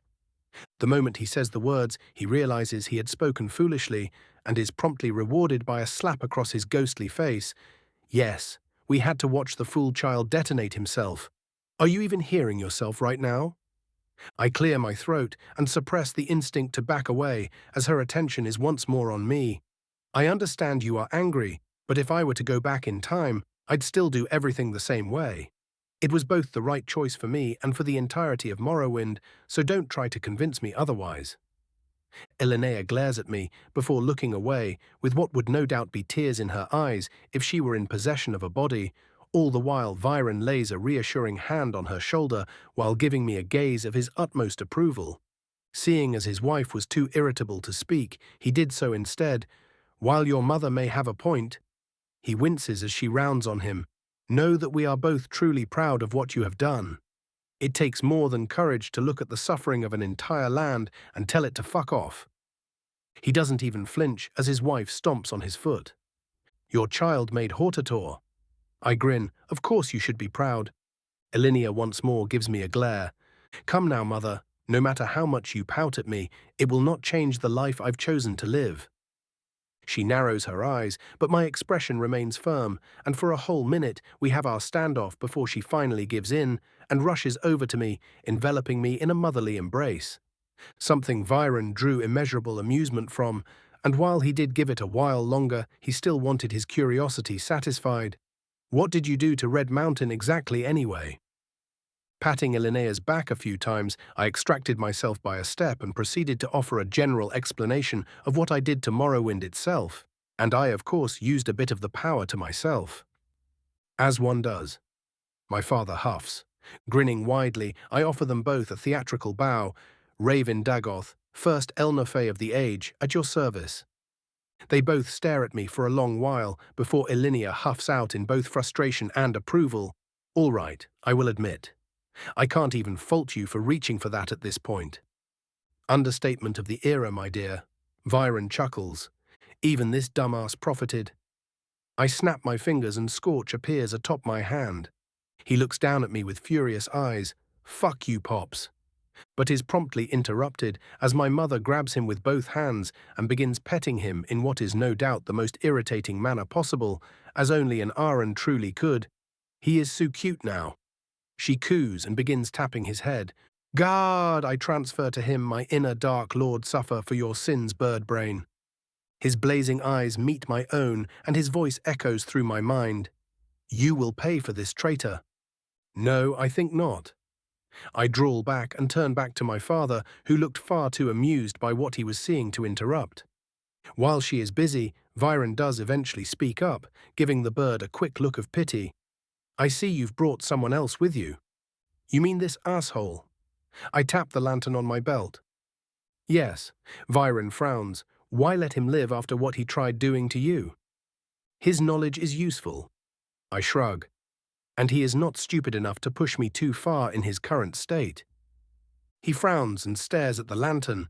I had hoped we might settle our differences someday and somehow, but now all I feel is the desire to wipe him from existence to the fullest extent possible. He does not deserve second chances. And he will be given none, I assure you. I raise my hands placatingly. See to it that it remains so. He narrows his eyes. His expression softens as he shakes his head and offers a light smirk. And Raven, I understand why you didn't summon me when you were facing the Hist. But if you don't throw me at a few Thalmor when the time comes, I will be furious. Going to pout at me vigorously, old man? I grin and he scoffs. Don't worry, I will let you drag a few Ultima to the afterlife, you can be sure of it. Done patting yourselves on the back? Elinia cuts into the conversation, Scorch gripped securely in her hands and looking utterly miserable. No. We both answer at the same time. You can do that when I am not here. She sniffs, but on to things I actually do approve of. My mother suddenly speaks up with an imperious voice. What is this about a wedding I am hearing? You wouldn't be trying to hide it, would you? Oh boy. The fucking Hist did less to fuck with me. I grumble internally as I turn to leave the basement. You get what you fucking deserve. My familiar grumbles back. I summon him just to punt him against a wall, drawing an enraged squawk. A silent moment passes before we both begin chuckling at the whole situation. Oi, Pops, Scorch called out as the familial ritual ended, drawing my curious gaze. Why not paint the whole Sovngarde debacle? Would be pretty funny to see the reactions. I was instantly taken by the thought, and before long my face was twisting into an eager grin. Now that sounded like a fair bit of fun indeed. 470, Chapter 88, Shopping and Moping. So what do you think? Minthara twirls around in yet another admittedly well-designed dress, her eyes sparking with mirth. The green contrasts pretty well with my hair, right? And she had good reason to be happy. To say that her switching from her usual more traditionally male clothing and armor to an actual dress was a transformation would be the understatement of the year.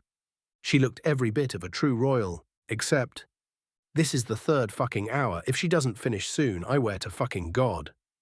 I lean back against the wall of the tailor's shop and merely raise an eyebrow. which then, of course, makes said tailor woman all kinds of awkward, and the poor little thing looks between us before clearing her throat. You are, of course, an image of beauty, Your Highness. Minthara visibly holds back an eye roll at the stammered simpering and offers a polite smile instead. And your work is that of a master. Reading between the lines, the tailor woman slowly steps back and keeps quiet. And once more, Minthara's eyes are on me. Don't give me that look. The deal was 10 dresses. I point at her accusingly. This is the 16th one. She crosses her arms and pouts. Most people would kill to be where you are standing, you know. A disdainful snort is all the response that merited. Her pout deepens for a moment before she sighs in defeat. Fiend, I will stop now, but only if you tell me which ones you liked the most. Rolling my eyes, I immediately list the blue one and the red one, as I've said already. The blue one went well with her eyes, and the red one was traditional imperial coloring, so that should be good, right? She narrows her eyes at me for a long moment before smiling happily and turning to the tailor. Well, you've heard him. We will take those two. Of course, Your Highness. The woman bows. I assure you they will be made from only the finest silks. Hold that thought. I raise a hand. I will be providing the material myself. She looks at me with surprise. Pardon, Your Grace. Surprisingly educated in titles, this one. Filing that thought away, I explain, I have a stock of certain materials very receptive to enchanting. They are likely even easier to work than the silk you are used to, so I doubt you will have many issues. She turns very still before slowly exhaling. I am afraid we do not provide enchanting services, Your Grace. And I am not asking you to, I drawl. I will be doing that part, obviously. The poor woman looks like she had just had a mountain lifted off her shoulders. Of course, how silly of me. I will naturally make your order a priority, so expect the work to be done a day after the materials arrive. Excellent. Minthara claps her hands happily. We will be going now. Thank you for your time. Your mere visit is an honor. The tailor woman bows as we leave. Well, that was a massive waste of time. I grumble as we leave. Stop being so sour. Minthara pats, Reed smashes my back. I wanted to see what all the fuss is about, and it wasn't so bad. I direct her with my trademarked dry look of disappointment. She huffs. Well, at least I didn't spend my time on that ridiculous hat of yours. I will have you know this is genuine Colovian fur. I grasp at my heart in faux offense. It was once the height of fashion. Once? She directs the disappointment back at me. What, like 200 years ago? Cupping my chin, I pretend to hum in thought. Now that you mention it, that does sound right. She tries to contain a giggle by covering her mouth, but fails rather quickly. Why are you wearing that abomination, truly? Said abomination being an unreasonably tall fur hat without a proper brim. Because dumbasses will see me wearing it and try and copy me, and thus I will have created an entire circus of jesters for my amusement. She stares at me for a long moment before bursting into laughter. Oh, that is devious. Think I should do something similar? Nah, I wave the idea off. I prefer you looking as pretty as you can while I play around with the idiots. She raises her nose imperiously, totally failing to hide her blush. I will permit this. We are honored by your beneficence. I offer her a flourishing bow, and we continue on our walk, utterly ignoring the crowd surrounding us as anyone trying to stop us was compelled to step out of the way. It had been a week and a half since we arrived back to Cyrodiil, and while Titus and his council were still demanding a lot of our time, we did have a lot of free days to just explore and enjoy the city. A lot of said days ended with us rising all kinds of hell in yet another tavern, something of a growing city legend that, and the rest of them were spent with us lounging in my manor, where no one was stupid enough to interrupt. Today was a bit different, as we for the first time decided to just go for a walk and to do some shopping, enjoying our wealth like normal people for the first time in a long while. We spent the day visiting the arena, eating at expensive inns and restaurants, buying all manner of trinkets and knickknacks that would probably never be used simply because we could. It was oddly liberating in a sense, to just be able to let loose in this manner and be a pair of mundane people for a moment. We did not waste all our time though, which is how we inevitably ended up at the tailor's and then exploring the weapon and armor smith street for the rest of the day. an activity both of us could enjoy to the fullest as we explored the surprisingly diverse collection of designs for both defense and offense. Some we did end up buying, but it was obvious we were here only to steal ideas so I could tinker things up for the both of us later. It was disrespectful to the smith's craft, yes, but I had long since substituted their art with alteration magic, and wasting time and trust on a third party would just never sit well with me. I was too impatient to wait for days it would take the usual smith to create a masterwork, which is how we inevitably ended up back at my manor, in the arena within my backyard, swinging the dozen or so weapons we bought about like a pair of children who had just bought new toys. So this was your first weapon of choice? Minthara swings a steel saber around as if one would swing an arming sword. That is quite surprising. Summoning a bound saber of my own, I took a distantly familiar stance. It is a pretty good weapon for the twig I was back then. I make a few practice swings, the moves coming back to me as I flowed from one guard to the next. It does not take immense strength to cut, only good precision. I stop my impromptu demonstration as I realize she is staring at me. What? She blinks and shakes her head. Nothing. I just forgot that you used to be just another elf before coming to Skyrim. The image just doesn't fit, no matter how hard I try.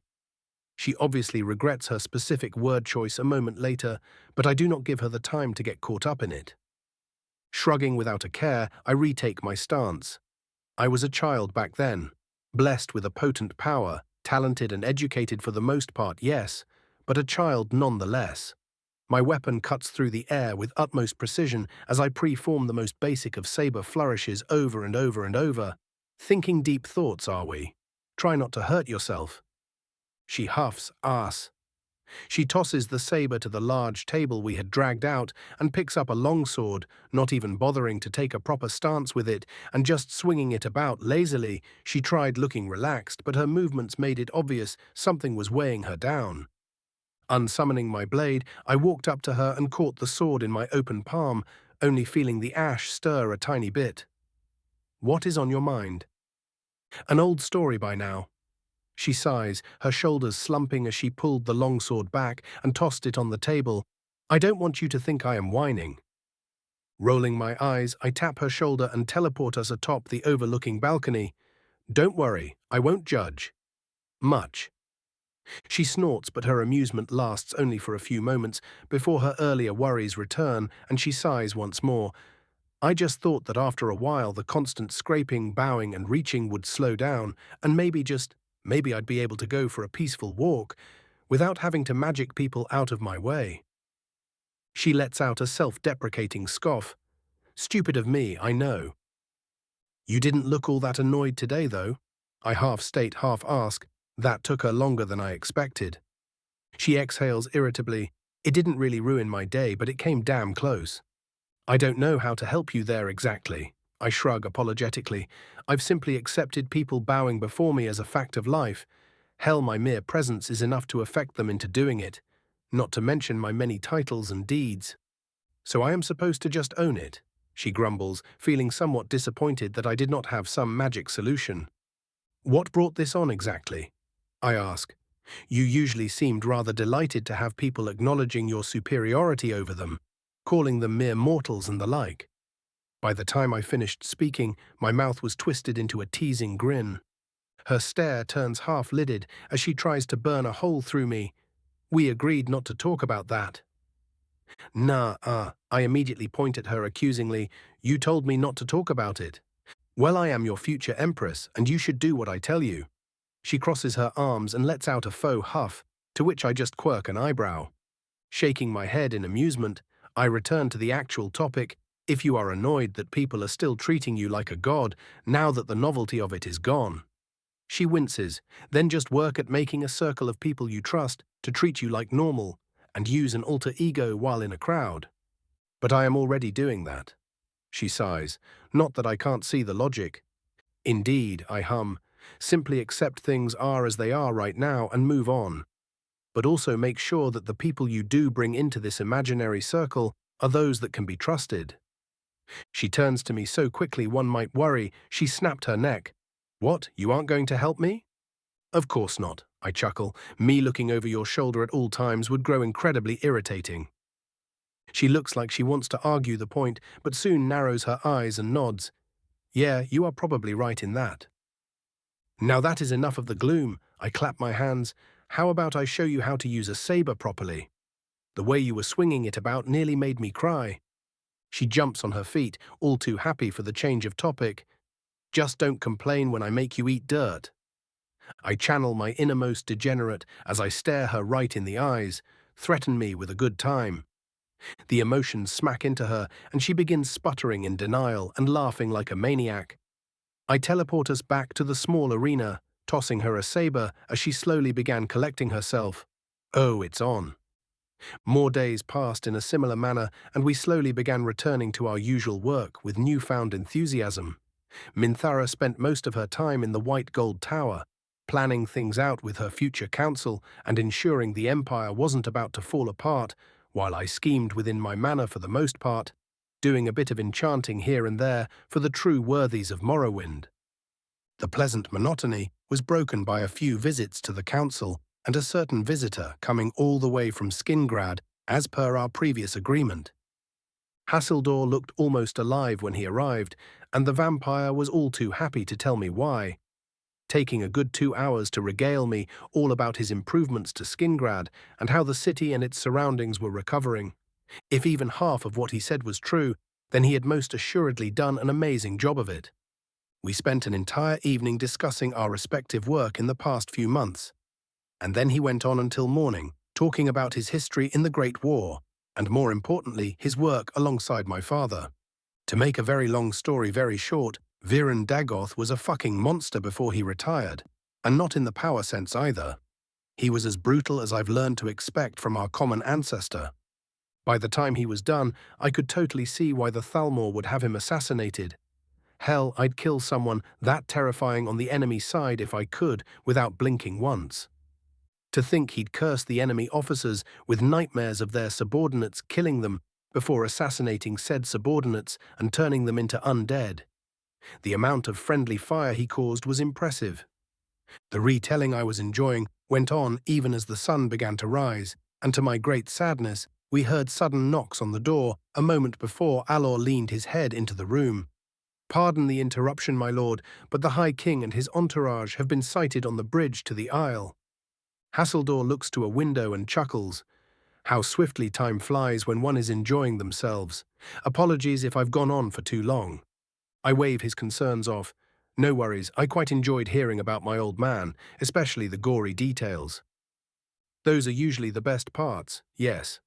He grins a fanged grin. We best get moving then. I clap my hands and stand up. I haven't seen Torrig in a while, and I need to rectify that mistake post-haste. Certainly. Hasildor nods and raises a glass to me. I have said it already, but it merits repeating. I am happy both the thrones of the Empire are in such capable hands. You just want to retire again, I scoff. He chuckles as I leave. What old man does not?